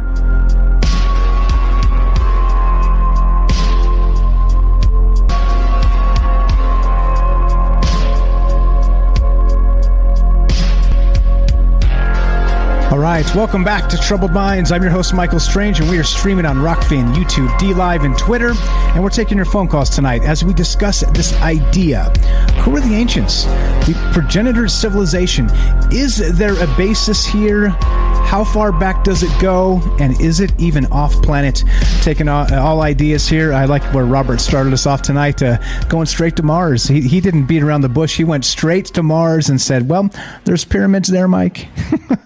And again, if you pull up the NASA, JPL NASA images, I've got a link there I dropped in the chat a couple times. There appears to be a pyramid in Cydonia on Mars. So you tell me. I'd love to hear your thoughts. 702-957-1037. Who were the ancients and this Progenitor civilization? Let's go back to Daryl in New York. Thanks for being patient, and thanks for calling back. Go right ahead. What are your other thoughts, my friend? Yeah, hi. Well, I think we realized there were pyramids all over the world. You know, there's some underwater. There's some, that have, the earth is overgrown on it and that are covering them up. But I think we were a pyramid society, and for some reason, we abandoned those areas to live in for some reason. How did something? They even said there's pyramids in Antarctica, there's Bosnia, there's China. There's even in the Amazon. There's more pyramids. There's pyramids probably in the U.S. And I know there's one off the coast of off the East Coast underwater. I was trying to find it on Google Earth, but I found roads. I found roads and roads all over, like the coastlines. Going across pretty much everywhere, over to Mexico, over the Pacific coast. There's roads. They couldn't be anything else because they're straight lines. So we definitely have buried a lot of stuff. There's probably a lot more land and a lot less water at one point, So I don't know what made the earth how did it change so much with the water? Did that eliminate a lot of people? Did that eliminate a lot of giants? Were the giants dependent on land? Maybe we were all mermaids. I wonder, maybe the myth of mermaids, maybe we've been genetically altered to become, land locked, They decided to make us more like the giants, and get rid of our tails. I don't know, our fins. I mean, there's still people that have webbed, toes and hands. Is that a genetic defect, or it's just part of our genealogy? Who knows, Yeah, that's why we do this. I was reading some things, and they were describing building the pyramids with floaters, with some sort of water system where they attached these these contraptions where they put floaters on these rocks and floated them to the top and then moved them into position, and they were able to drain the water somehow. That sounds like a nightmare? I mean, I don't know. Like to actually make that happen. That sounds possible. Pretty... Yeah, of course. I mean, But some of those megalithic structures are so big, they had to be built by giant people, for giant people. They weren't built for our size people, those entrances in Jordan, I mean, it's just crazy how tall they are. Like, who would build something that big? Why would we build anything that size? It's not our size. We couldn't open a door that big, doesn't make sense. They had to be giants. I think it would have been very simple for them to build a pyramid, probably just using, their blocks is like a tinker toy, Oh, but the water idea also, everything's lighter when you have water around you. You could do a lot with water. So that's totally a possibility. But still, why would we build something that I couldn't even make? I got up one step on that pyramid. It was so high. I was so scared to go up any higher. I'm like, oh, no. I got to get down. Even just one step. That wasn't made for people our size. No way, Those pyramids, they're just supersized. I don't know. Everything was supersized back then. So I think there was something much larger than we are. I don't know. That's my opinion. I just really believe that there were gigantic people. Okay, right. Now, did they come from Mars? Who knows? If there's pyramids on Mars and there's pyramids here, I think there were giants everywhere. But where are their spaceships? That's a good question. Yeah, right. If they brought spaceships, I would think they flew away in them. That's what I would think. So when, not to say that aliens are here, and I'm not trying to be emphatic about any of this, but it makes sense to me that if you brought a spaceship, you wouldn't leave it here to rot in the dust. You'd take it with you. I mean, no. That's how you got here, right? Yeah, I would imagine. Yeah. Unless they were so advanced that they transported themselves, like in Star Trek, You know what I'm saying? Like they had some other technology that they could just zoom their molecular structure here in a second. Just saying, could be. Yeah. Hey, we're drinking the maybe juice. Maybe juice is the name of the show. You're allowed to say maybe. It's okay. It's totally good. Totally good. I appreciate it, Daryl. Great stuff as always. We got Kelly behind you. What else you got for us tonight? I'm good. I want to hear Kelly. Okay. And everybody was great calls tonight. Great stuff. Great topic. Absolutely. Thank you very much. You as well. Again, like I said, Daryl here has a YouTube channel. Check it out. She sings in English and French. And you can actually catch her singing karaoke on Discord from time to time. TroubledMinds.org. Click the Discord link, and she's got her own karaoke channel down there. So come say hi. Come meet Daryl. She's as amazing as she sounds. Always a pleasure, Daryl. Go ahead and jump into the Discord down there and just unmute, and you can hear, not unmute, but squelch yourself, and then we'll catch you there. And I'll help you get that fixed. I'm pretty sure it's your noise gate. Have a great night, Daryl. Talk to you soon. You too, Mike. Thank you. Bye. Thanks a lot. There you go. Looking to hear your thoughts on this. The progenitor civilization, who were the ancient ones? Again, does it? I like where Robert started us off. We smashed the maybe juice and went straight to Mars on this one because why the hell not, right? Who tells us what to think and what to say? And what are your thoughts? Where do we begin with this? Where does it end? How far back does it go? And is it even off planet? Love to hear you. And one more time, 702-957-1037. Let's go to Kelly. Kelly in Colorado. I'm sure you got some stuff for us, man. You jumped off a couple hours ago and we're like, I'll be back. I'm going to come back with some information. What's going on? Kelly. How are you, bro? Good. How you doing, man? This is, I love this subject. As you know, this is one of my, ones that I've actually trying to pinpoint some theories on, the whole connection of a one worldwide civilization, or which would include religions, building techniques, and stuff like that. Absolutely. I actually was thinking about you when I was putting this one together. I was thinking, I'll bet you. Kelly's going to be into this. So what do you got tonight? What do you got for us? Okay, so let me start off here. I got a couple things I've been putting to this. One more thing. You're cutting out just a little bit. Maybe get as close as possible. I'm sorry. Okay. All right. That's better. Yeah. So what I'm going to do is I'm posting some stuff already on Discord for you to pull up while I'm talking. But we're going to just kind of go through some theories and then what, like, the one civilization, one worldwide civilization, you know what I mean, or people were connected in some kind of way worldwide, obviously, because, you know, we're going to talk about,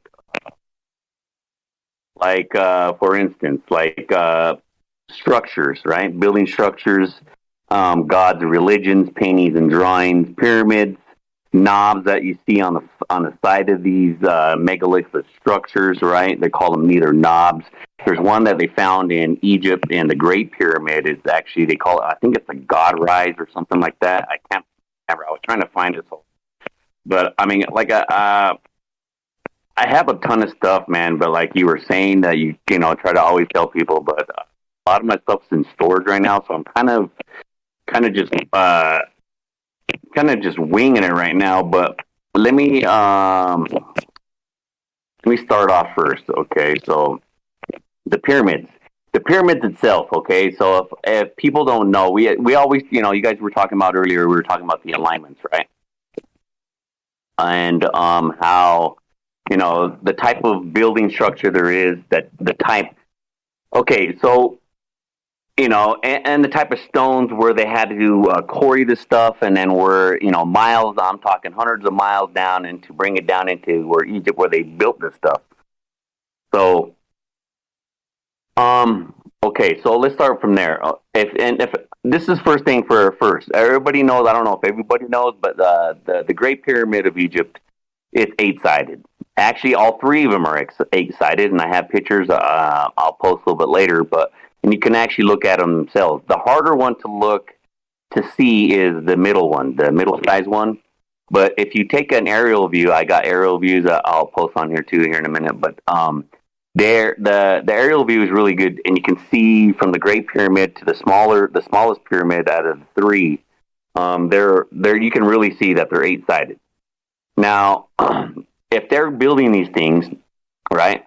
Most people are just going to build something, right? But why would they build something with megalithic blocks? You know, most humans would build stuff that we can carry, right? Or, you know, something that we can drag, maybe, like, for instance, right? So I'm not going to say that humans can't do that. What I'm going to say, because I actually, I follow this other person, and he kind of, he introduced a couple things that was, it's an island down in the, down by like Samoa and stuff like that, down in those Pacific Islands, way across over there, right? And there's a technique that they were building. Have you guys ever heard of called dolmens, right? Dolmens are these big megalithic structures. What they are look like big slabs, you know, two walls, and four walls. Some of them have 4 walls, some have just 2 walls, and then you have like a big slab on top, right? So I don't think I have one in there yet, but just check it out. They're called dolmens, D-O-L-M-A-N, or M-E-N, right? Dolmens.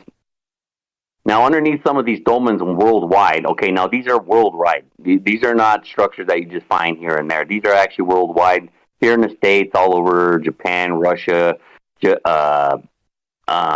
Siberia, you know, all through like the Asian countries, right? You know, there's too many of those to name right now. I'd have to pull all those up. But dolmens, they found like giants, right? So, you know, she was talking about giants earlier, right? I believe that also. And I actually got pictures on that where it shows in the Egyptian pantheon, right? In some of the paintings, they show that these giant beings, you know, some are carrying like elephants, you know, it looks like they're like killed the elephants, and they, you know, strapped it over the top of 2 things, and they're carrying them around. You see them picking up those big blocks. You also have them, you know, standing up those megaliths that are, you know, come to a point. What are they called again? Yeah. Anyway, obelisks, right? So they're standing up obelisks. Yeah. So they're standing up obelisks. You know, all these things, and some of the pictures I sent in Discord. But yeah, I believe that. I mean, not only that, you have stories of giants worldwide. You know, I mean, these type of things that mainstream science wants to exclude or not add or even call it some kind of bullshit science, right?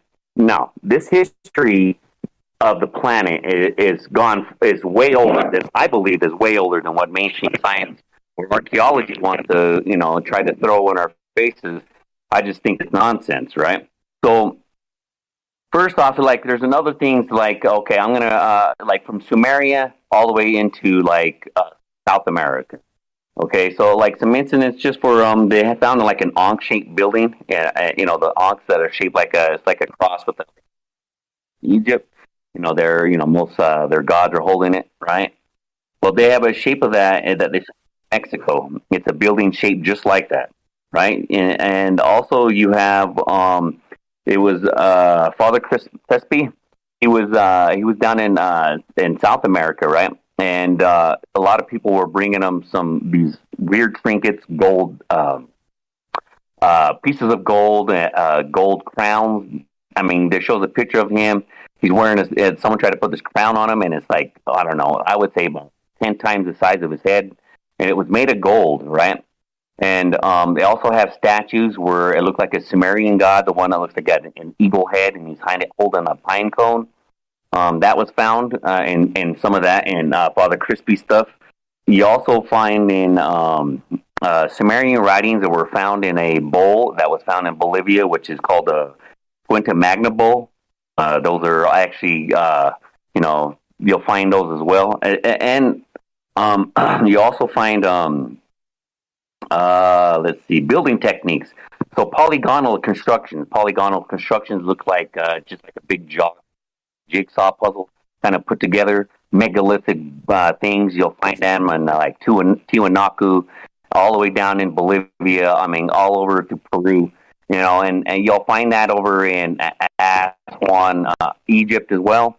And another connection you'll find is where they did where they dug up some of there's only one place they know over there in the Middle East where they find the rose granite, right? And which is interesting. It's in southern Egypt, right, in Ori. But what's interesting, the connection to that is with also in Baalbek, Lebanon, right? Baalbek is we talked about that before, and in the ancient writings or in the ancient word for Baalbek is the landing place, and that's in obviously in Lebanon, right? So Lebanon, and then you have the Parthenon, or it's like beyond the Egyptian. They call it a Greek. But even those Greek buildings, I don't believe the Greeks or the Romans built any of that stuff. And the reason why I say that is because I have done a lot of research with it. They've it looks like I have many pictures on that too. But talking right now, I'll actually kind of post. Yeah. But, also, FYI, real quick. So Kelly's put a whole bunch of images. I put some of these up on the screen here. But if you haven't joined the Discord, this is exactly why you should, because people hop in there all the time. And Kelly in particular has a lot of really pretty compelling images that he's again not only been cataloging for a long time. He's been printing images off the internet you can't find anymore. We did a show together maybe a couple years back now, maybe a year and a half, where we were talking about exactly this stuff, sort of that forbidden archaeology and things that sort of disappear, these photographs, and whether you think they're real or not is part of the question. And if they've disappeared from the internet, he's literally got a huge book he's printed out, and he's got copies of these things. So he's doing digital versions right now, and like you said, his stuff is in storage and whatnot. But this is why you do it. Come join it. Troubledminds.org. Click the Discord link. It's right on top. You can't miss it. And just come hang out and meet some amazing people.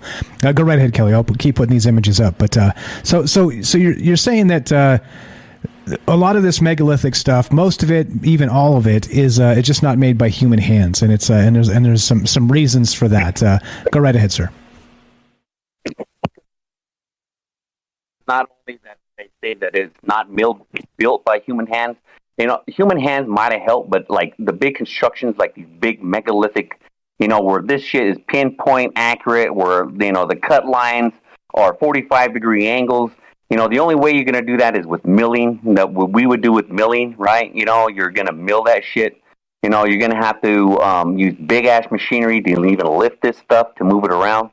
But real quick for that too, like moving stuff around. There was I was gonna say there was that one. I kind of forgot about that. I went off track, but there was a group of people right down in the Samoan areas and these islands. I can't remember the island right now, but they were when their king would die, they would drag. Excuse me. They would drag these.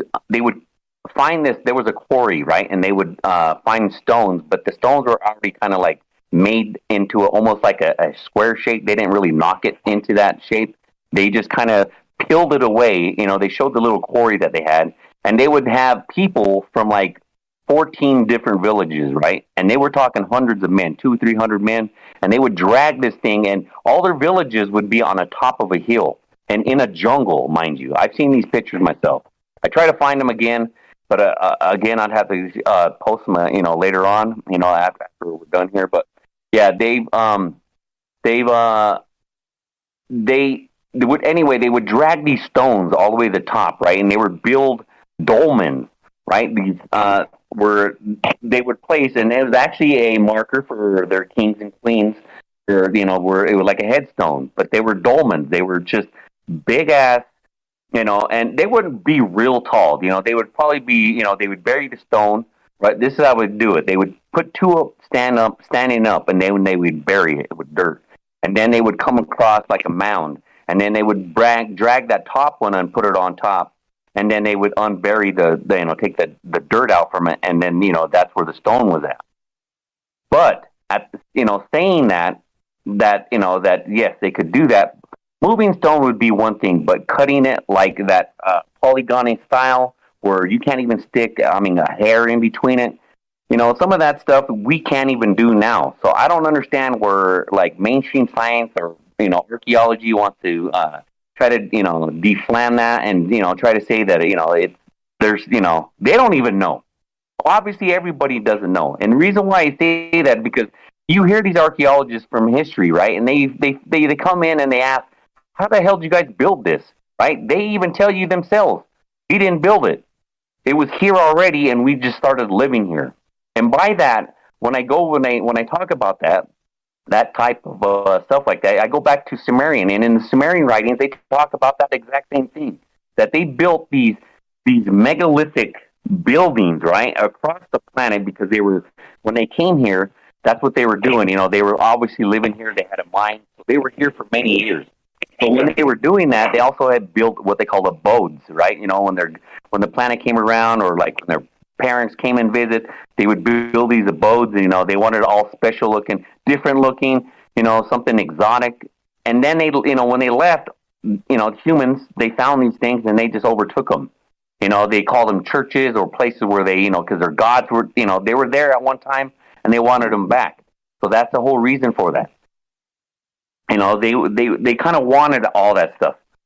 Now, and yes, they were also on Mars. So like if talked about, not only in that whole area, right, where it's where the face and the pyramids, right? You also find there's another thing that they found on Mars. It's the shape of it. It's called it's the same shape. It's a key shape hole. Or it looks like a key shape hole that you seen in the old doors, right, where you stick a skeleton key in.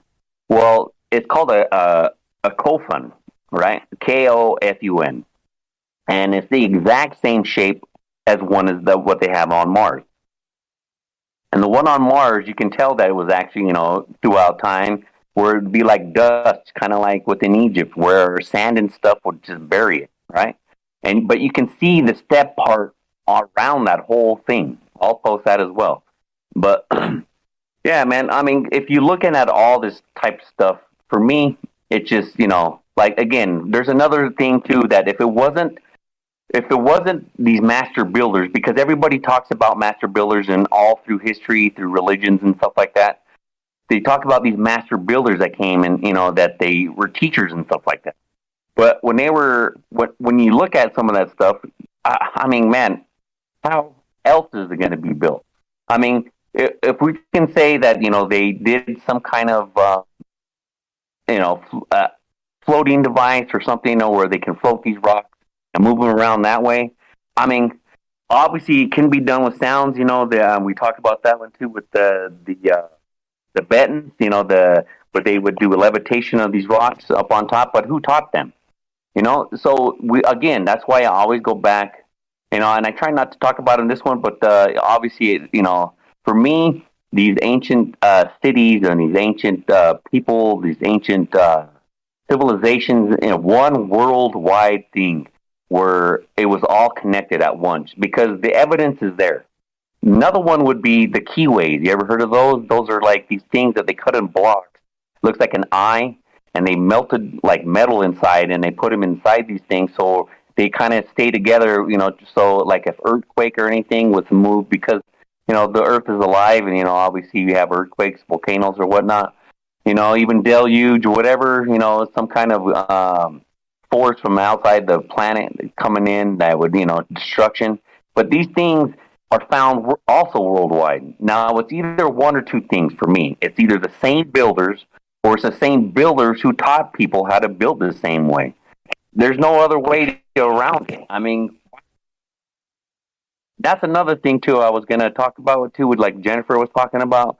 Yeah, when the pyramid shape, like these people that build these pyramid shapes or any kind of a pyramid shape, and they do testing on these things. That there was one in Russia that there were some guy built a pyramid, but the energy that those things can produce just from the planet itself, it's amazing, right? It just funnels through the bottom of the pyramid and the shape of that thing. I'm surprised we just don't build it anymore like that. And just like you guys have one over there in Vegas now, I stayed at that hotel as well. But yeah, I mean, you just kind of wonder, and like how, I mean, we're talking, that thing is so precise, it is barely off, like 0.01365 or something, almost pi. That thing is barely off by that much. So if humans built that, I would love to see the blueprint, really. Yeah, and so not only that, I was reading some of the stuff too regarding the pyramids and the golden ratio and some of this stuff, and they said that it's very close to that as well, which supposedly wasn't discovered until, I don't know, like the 5th century or something like this, right? Don't take my word for that. It was something to that effect, right? Where they were talking about like some of these actual sacred geometry that kind of came about afterward. Maybe people wrote about and maybe knew way back. The pyramids. Like Matt was saying too, the circumference of the Earth at scale, mathematically, it's pretty wide. It's a lot of this stuff that it just makes you scratch your head. Is it a coincidence? What do you think about the alignment and the Orion's belt and the rest of that stuff? Do you think it is some correlation, or do you think it's just mimicking the sky like a star map, like Matt was saying? What's your take on that? No, from what I gathered on some of the that I was reading. Okay, so you take archaeology, and then you take, the ancient Sumerian, and then you take what everybody else has, passed throughout history about some of that. Now, again, if, it's kind of like with Graham Hancock, I do have that book, too, as well. That's in storage. But The Fingerprints of the Gods, I do have that book. That's an amazing book. It's like, man, that thing, he probably put at least 10 years of work inside that thing, man. That thing is amazing. But, man, like, if you go back, just like what he did, okay, so now if you're looking at time as in 2022, and you look at it saying, well, no, it's off. Well, you would have to go back to 3,000 years ago when the planet and everything else, because everything is, slightly moved, right? Or even you're talking about, someone was talking earlier about a pole shift, where it's going to actually move the kind of, I would say, jerk the planet, or what could have been causing these pole shifts would be, I don't know, let's say a Planet X coming in through our solar system, pulling on these planets, kind of like I feel like it is happening nowadays. Everything's coming like all these ancient volcanoes. We're at a where fault land supposedly has been dormant for hundreds of years. You have oceans receding over Florida and Cuba and stuff. I'm talking the whole ocean just fucking disappeared, for miles. There was actually, where boats were sitting on the ground, and there was a big ass wall sitting there. Like, what the fuck?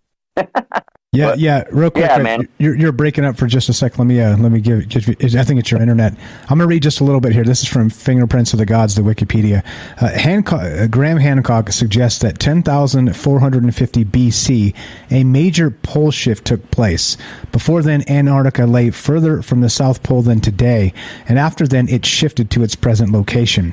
The pole shift hypothesis hinges on Charles Hapgood's theory of Earth crustal displacement. Hapgood had a fascination with the story of Atlantis and suggested that crustal displacement may have caused its destruction. His theories have few supporters in the geological community compared to the more widely accepted model of plate tectonics, but they were adopted by Rose and Rand. Flem Athens, When the Sky Fell. I don't know how to say those guys' names. Sorry about that. When the Sky Fell in Search of Atlantis, and that was 1995, and a reprint 2009, in which they expand the evidence for Charles Hapgood's theory of Earth crust displacement and propose Antarctica as the site of Atlantis. And this is from a Graham Hancock book called Fingerprints of the Gods. A lot of this stuff is in there as well. So just as I was doing the digging through trying to find some stuff tonight, of course I came across that book and was like, oh, okay, this seems to be right in line with what we're talking about. But go ahead, let's see if we got your internet fixed up. What's your take on that and all the rest? Go right ahead, sir. Yeah, man, that's I actually kind of agree. Do you hear me? Am I a little bit better? Yep, you're good. Good now. Thank you. Okay, so yeah, so after that too, with Graham Hancock, I kind of look at that, and it's the same thing where okay, so even science, they even say how the Earth was made, right? Something slammed into the Earth, peeled off, made the moon, kind of made round after thousands of years, millions of years, rounded out, But you look at that, and the reason why their scientists are actually looking at that is because, I kind of briefly talked about it on a show one night, but it's because the planet, because of that collision with another planet or whatnot that may have happened, is that now the crucial plates of the planet was all together at one time. Right? It was a solid piece. That's why you don't really see that much. That's why they were looking at other planets that they're like earthquakes and stuff like that. It's because this crucial plate is now damaged, right? So that's why everything pulls apart. They kind of dig underneath each other. It's not a solid mass what it used to be like other planets. That's why we have what we have on this planet. It's so volatile, right? So it's got earthquakes again. You have massive volcanoes, and because of these things, but they don't even really know why what causes volcanoes in the first place. But that's a whole different story. But the thing with most of this, right, and like I say, science only makes the Sumerian tablets more correct. Every time they speak, every time they want to say that what happened with for example, the hammered bracelet, which is the asteroid belt, right? How did that happen? Well, that was actually part of what Tiamat was. If you go by, that Sumerian theory that, and that's what's another interesting thing to me. If that's the case, okay, and we're talking that, maybe the civilizations have been around. Now, if the Anunnaki been around for hundreds of thousands of years, if not millions, on their own planet, and they came here and they ruled, and they actually have the Sumerian king list where you had 3-4 rulers that ruled 210,000 years together. Their lifespans were enormous, right? Now, what about the other planet Tiamat, which is now Earth? What do you think if something was to hit that planet, that everything was destroyed? Maybe some of the stuff that we're finding on this planet is part of that planet that was, the ancient history back then. So we don't even know.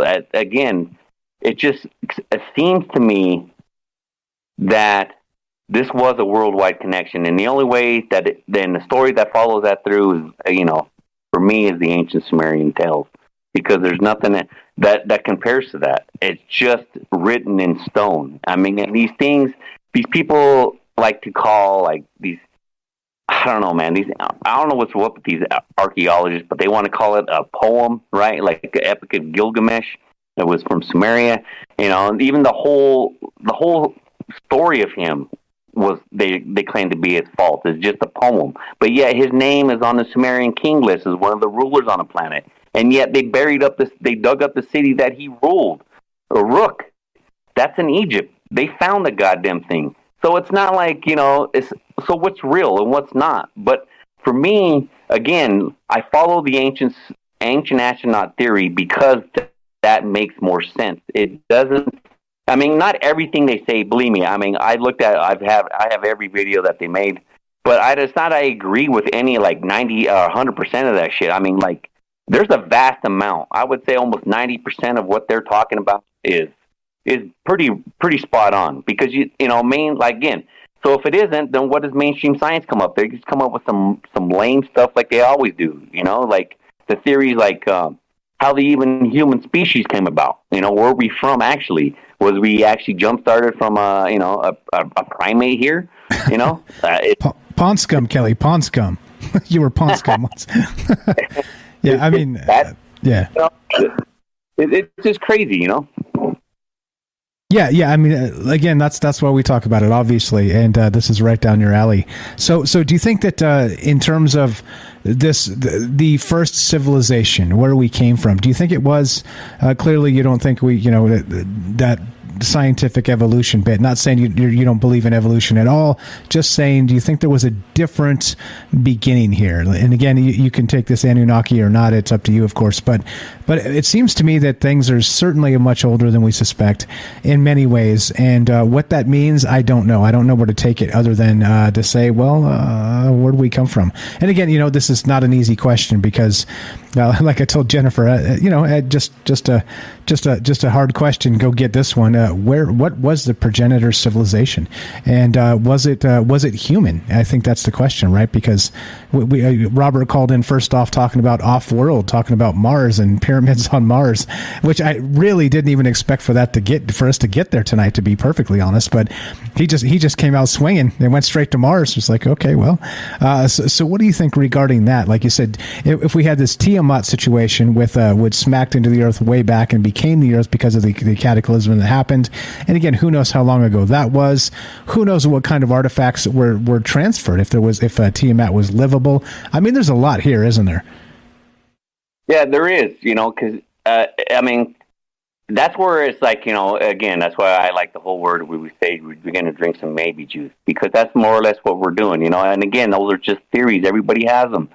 But the thing about it is that this history it's not just written down. Man, that shit is in stone. You know what I mean? It's not. This is something that's incredible. So it's kind of hard. It's like, for me, it's like, man, that is some crazy shit to really think about. Like, because also too, in those pictures that I sent, I mean, I don't know if you showed them all, but you also have like, maybe these people weren't human looking, right? Maybe that they were, that they kind of made themselves look human by some kind of weird technology. Because, like in the Sumerian statues, these guys look like they're wearing wristwatches all the time. But when they're wearing wristwatches, they look human. But you look into other Sumerian like statues and stuff, you have something that looks reptilian. Or even like South America, you have something that looks like like reptilian part weird animal. Like there, and each one of these things, and those pictures I did show, that I did post, is these creatures are flying objects.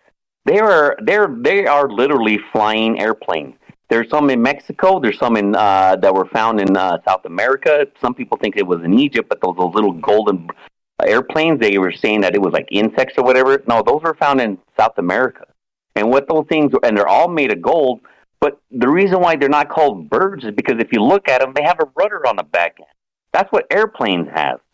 So what were they looking at? What are they drawing? What are they making out of clay and firing? They have their monster god sitting on a bird, flying around from space to space. You have stories of like King what's his name? King Solomon, right? He had the flying carpet. He was known, and it was crazy is that they even talk about it in Tibet, that King Solomon would fly on his carpet to Tibet. I mean, even Tibet had stories about King Solomon doing that. So that's what's crazy about this whole situation is like there's a connection with all these ancient civilizations everywhere. But again, where are we? Where's mainstream science wants to take us? It's just know, like, again, it's just rewriting history. You know, we have always talked about this, like how many times of like, you know, so-called the end of civilizations or the reset or whatever. You know, the deluge. You have all that. You know, like, you know, Earth, like, I don't know, asteroids hit here. Just like how many times have they said that the world has been, you know, done over, or not the world per se, but, you know, civilization. You know the teaming of human species here on the planet with other life species. But I don't know, man. It's hard to even speculate, to even try to, like, these rabbit holes go deep, and the more you dig, and that's why I love now that, like, the ancient astronaut theory has brought all this to surface. Not that it's all true, but it's brought it to surface, and now we can actually look at this shit with our own eyes and make our own decisions, and not listening to what these guys are trying to, you know, make us think of what's going on, because it's I think like more than half the shit is bullshit anyway. It's just, again, they're just all theories. But again, if you look at history, you read history, it tells a whole different story. I think so. I agree with you in that his history is, let's say, I don't know. How else do you say it other than there's probably a lot more that we don't know that occurred. I think that's probably the best way to say it. And being diplomatic here. Again, I'm the guy that's supposed to stay, you know, kind of neutral, and, you know, I lean a little bit to the to the stuff we're talking about, in that we just don't know a ton of the things we should know. Like I said, archaeologists, anthropologists are working with 1/10 of 1%, like I said earlier, of the actual evidence that's out there, because a lot of it's underwater. A lot of it's going to be in places that we're inaccessible. You know, whether you believe plate, you know, the plate tectonics thing is just kind of a wash in history away as things move in these huge chunks of time. So I don't know. I mean, I'm with you. I'm with you in the sense that there's certainly a lot going on that doesn't seem to fit exactly what we're being told, for sure. What about that Elon thing in Mars, man? I'm sure you've heard that. We talked about that probably briefly before, but you heard about Werner von Braun, right? And were you around from when we did that part? Yes. Go ahead. Yeah, so Werner von Braun, he wrote that book in 1952, and he was describing the first settlers on Mars. It was a fictional account, and of course, Werner von Braun was the Nazi that came over and with the Saturn rocket, and was the godfather of NASA, Operation Paperclip. Check it out. And he wrote a book, and he said the government of Mars would be run by somebody with the title of Elon, E-L-O-N. Right? And it's like, what? Is that, again, like, of all the damn names to pluck out of the ether, and then we got Elon Musk, like you were saying earlier, like somebody was saying earlier, that he's just hell bent. He's going, right. It's like I think Robert was saying it, actually, that it seems like he's trying to get home, right? Like he just has this, like, hey, you know, we got to get there, like hell or high water, no matter what, and we're getting there. But yeah, pretty wild that of all the names you could pick, he picked the name Elon as the governmental ruler of a fictional Mars, the first settlers on Mars. That's pretty wild, right? Yeah, I seen that. That was actually pretty crazy too. Somebody was pulling, and it's an old book too. It was actually pretty crazy, and Elon was like, that's kind of interesting. But again, too, I ran into another video the other day, and this guy was talking about, okay, so if these people have thousands of years, you know, let's just say any kind of race, right?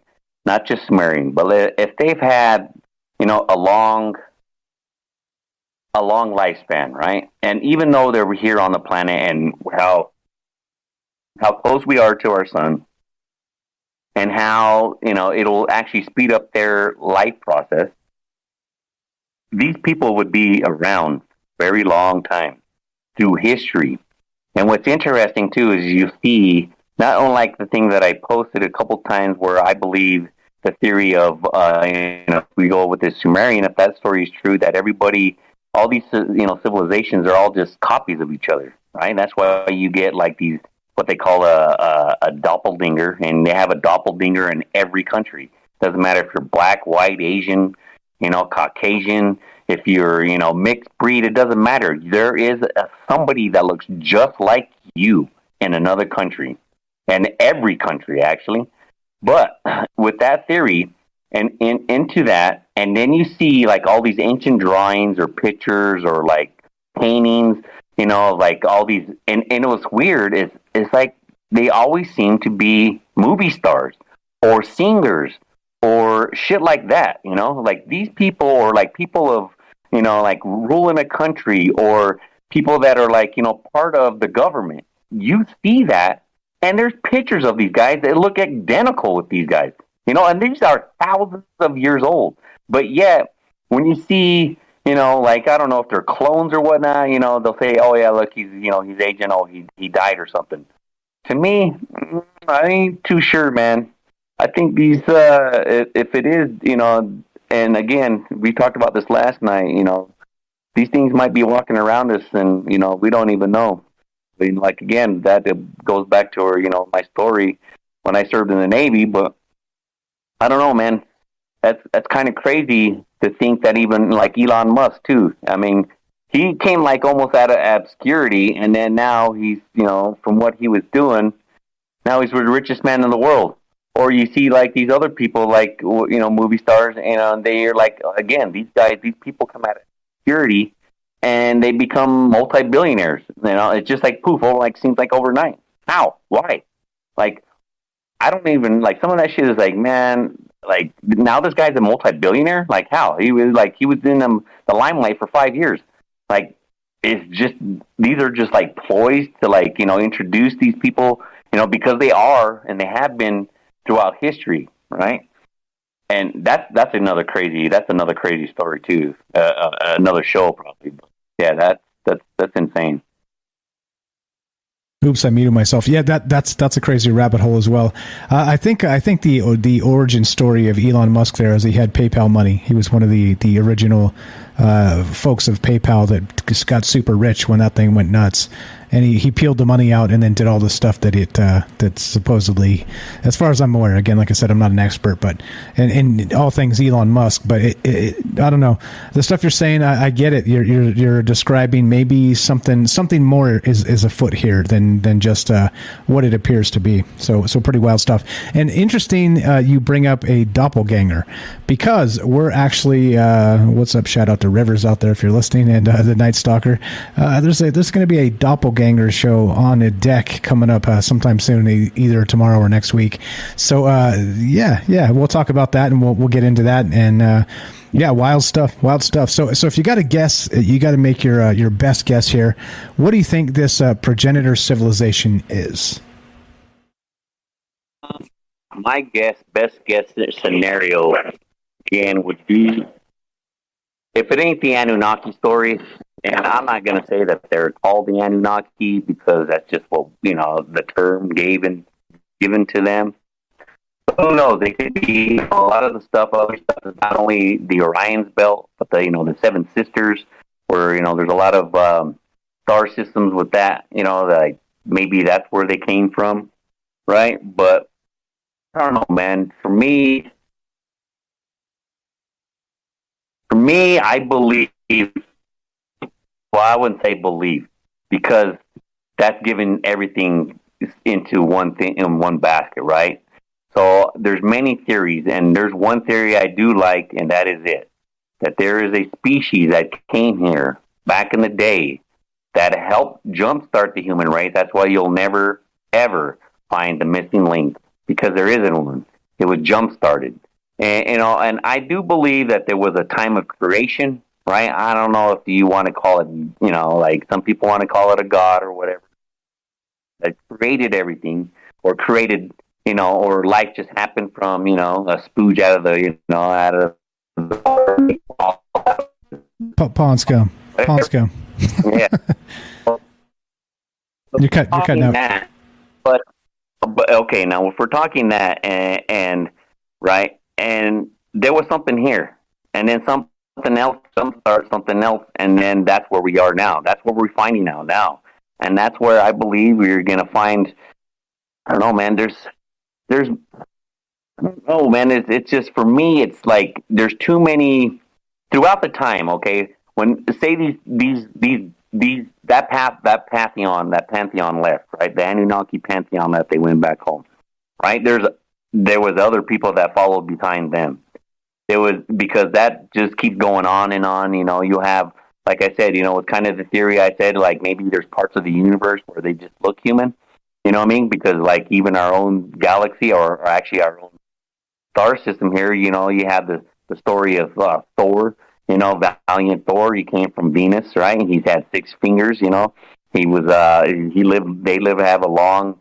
They have a long lifespan, is what they. You know, they're instead of carbon, they're silicon based, right? Then you have like you know, these people that came from Palladians. Palladians, they more or less look like humans. You know, they have like pictures. You know, you also have that story from what's his name with the. I remember his name. He's over in like Europe. He had like one arm or like a half an arm, and he had the Palladians that came and visit him all the time. I have his book too, but yeah, I mean, I don't know, man. And so it's kind of difficult to say, like, I don't know. But then you have like the weird things that we find in history here, where their gods were like, you know, had an elephant head or like 6 snake heads, or you know, like I don't know, like. It's just if the stories are true that they will be back, I'm waiting on it. And even if it doesn't happen in my lifetime, I will see it even afterwards. Even after this meat has died off, I will find out somehow. Gotcha. Right on. Right, I'm with you. I'm waiting for the return. Whenever the return is, let's do it. let's cut to the chase, shall we? Let's just make this all happen. I'm ready for it. Yeah, great stuff as always, Kelly. I appreciate you dipping in and going with the deep dives here and bringing evidence. Like I said, I will put up some pictures that Kelly was sharing on the Discord. So if you guys haven't joined that now's the perfect time. Go to troubledminds.org, click the Discord link. Lots of smart people in there just sharing ideas. That's what this is about. It's about sharing ideas. And again, it's to me, like I always say, it's less about the truth. It's more about just kind of considering all the possibilities, because drinking that maybe juice and maybe sort of unlocking your brain from the propaganda cycles, just at least in the very moment of using your brain, as Algorithm says in the chat. What's up, buddy? Use your brain or somebody else will, right? So I'm not an advocate of all the things we talk about. You know this, but it's not up to me. It's always up to you. It's your reality. And you decide, and that's what this is about. You're the best, Kelly. I appreciate it very much. Always a pleasure. Unless you got anything else for us, we got a few minutes left. If you want to add anything else. Anything else? Let's see. I would just, people that they're kind of questioning some of this stuff. I mean, just take a bigger look. Closer look, I should say, at what's really going on. Again, not ancient astronaut theory is all correct. Like I said, I don't believe all 100%, but like I would say 90% of the stuff that they're bringing out, I mean, it's incredible. Like I said, after that happened, things are coming out that people had never even knew existed. People are now seeing the light of what's really, that each country has got to offer of like secrets. Sometimes, maybe it did got buried. Maybe a part of the floods, there is floods that happen. They got, or some of it sank on if it's, because most humans, and it's true, the most humans live closer to, the ocean and stuff, cities and stuff. For some reason, right next to water, you'll have, like in Japan, you have those ancient cities that sank underwater. You have, like, the story of Atlantis that sank underwater. Like I said, this planet's alive, and it's constantly shifting and moving. Some things that are, like Atlantis, I think that right there is, that's either sunken or it's part of, like, I would say, like, and maybe even could be part of Antarctica. Antarctica was free of ice at one time. We know that with maps. That's I mean, detailed maps too. That's no joke. So, but what's weird about it is a lot of this stuff seems to be that they were in an airplane or a spaceship looking down on Earth and making these maps. And they were pretty accurate. I know some of them, like, some sailors that have been around the world, some of their maps were pretty all right. They have like the basic shape of what, the outline of what they're looking at. But some of these, like the Parsees map, in 1500s, that shit looks like it was fucking from outer space. Like, I'm talking detailed maps. I'm talking like, the mountain ranges of like where Antarctica was at, like landing spots, all that shit, So who knows, man? You just don't know, man. So again, just keep an eye out. I mean, check it out. If you got any questions, or anybody does got any questions, or Yeah, hit me up. I'm always on the Discord as well. There you go. There you go. I appreciate it. Kelly in Colorado, good friend of mine. Tell Michelle we said hello. Thanks for hanging out. Thanks for being part of this, bro. You're the best. Man, you guys too. You as well, Mike. Have a good one. Thank you. Appreciate that. All right. So as we end, you guys know how this goes. It's not about truth really anymore. I think we're well past that. Meaning that it's about possibilities to me. It's about considering all the things, because if you don't consider all the things, I think you're leaving something out here. And that's why we talk about it sort of in the format we do, sort of wide, not deep. Which again, I think I can't remember who said that in the chat, but it resonates with me because that's exactly what we're doing. Just considering all of the possibilities, and I rather enjoy these conversations. So thank you guys for being part of this and spending your time with us Monday through Thursday, 7 p.m. Pacific, and there you go. That's when we do this stuff. So I don't know. As we finish, like I said, what do you think? What is your thought here? And you decide. This is not, like I said, it's your reality, and so the individuals that control their reality are, of course, you. So do the thing, and control your mind, or someone else will. And there you go. 4 more hours, says so much, Jake. 4 more hours. I get tired. I can't do 6 hours at a time. But the good news is we're probably up there with the big boys as far as the most content output per week. So no, there's all go, no quit here. So don't worry about that. We'll be back tomorrow, and 4 more hours.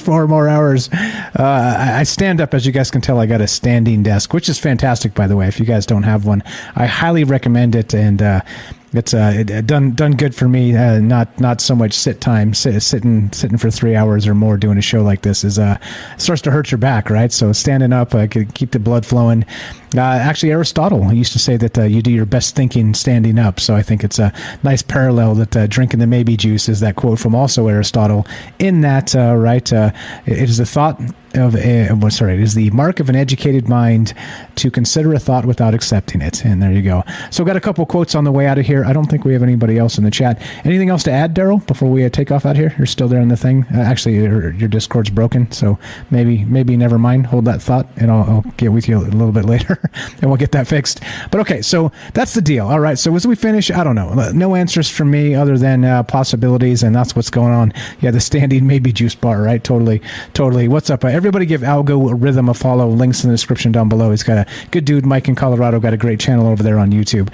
So, yeah, I don't know. Like I said, we're going to be back to do more of this and talk about some other amazing things. We do have a show coming up with doppelgangers, regarding doppelgangers. That's from Rivers. What's up, Rivers, out there? And what's up, Night Stalker also chipped into that. So we got some other stuff coming. Got some stuff that maybe Jennifer has chipped into the chat there, and James as well. We maybe got a staircase show coming. There's all kinds of stuff that we can talk about because, of course, we're going to keep on doing it. Like I said, as we go, as we continue, as we finish, well, it's not about the truth. It's about the possibilities anymore. So there it is. Smash the button. Let's get the hell out of here. So as it works, as it goes, if you want to help the show, there are a number of ways. Monday, Tuesday, Wednesday, Thursday, 7 p.m. Pacific. That's when you catch us live. Just call in, contribute, give us your ideas, keep an open mind, and remember that, I'm probably wrong, but also that means that sometimes I'm probably right, but it's not about that.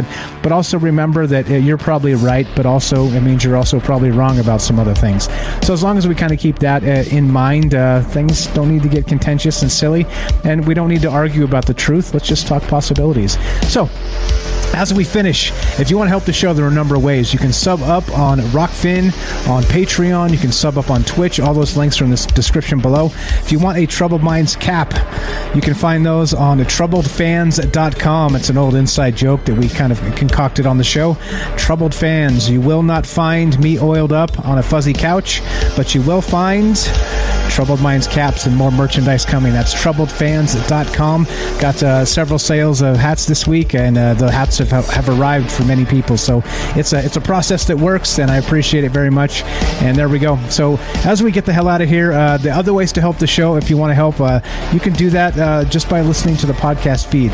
Again, so you got some ads baked in. It's completely free. You can find that on iTunes or Spotify, any of the rest of that stuff, and just listen to it while maybe an old show while you're making dinner or something, because there's a lot of really good stuff in that podcast feed. Currently 386 episodes deep. Yeah, that's a lot. And a lot of good stuff there. So go check it out. You can support the show that way. Just listen to the podcast. And also just spread the word. Spread the word. But the most important thing, as always, is just spending your time and energy here in this moment with us. Being open-minded, considering that what other people may have to say, and kind of taking it into account. It means a lot to me. Thanks, guys, for being enthusiastic about all this. Thanks for all the amazing input. Special thanks to Kelly for popping in here for most of the last hour and covering a bunch of the stuff. There we go. As we finish, it goes exactly like this. We'll be back tomorrow night. The bad news is we're done. The good news is, God willing, we've got tomorrow. And of course, that's for my good friend Jay in New York. And also is this. Oh, one more quote. I had one more quote for the outro. We are consciousness incarnated in stardust with Graham Hancock. Here's another one. Mark Twain said, "It's no wonder that truth is stranger than fiction. Fiction has to make sense." All right, time to bounce. What's up, Larry, in the chat? I see you there, buddy. What's up, Don? What's up? Who else did I miss? What's up? We got the famous Liam Martin. What's going on, guys? Somebody else over on Rockfin I missed. Anyway, it goes like this. We'll see you guys tomorrow. Be sure, be strong, be true. Thank you for listening. From our troubled minds to yours, have a great night.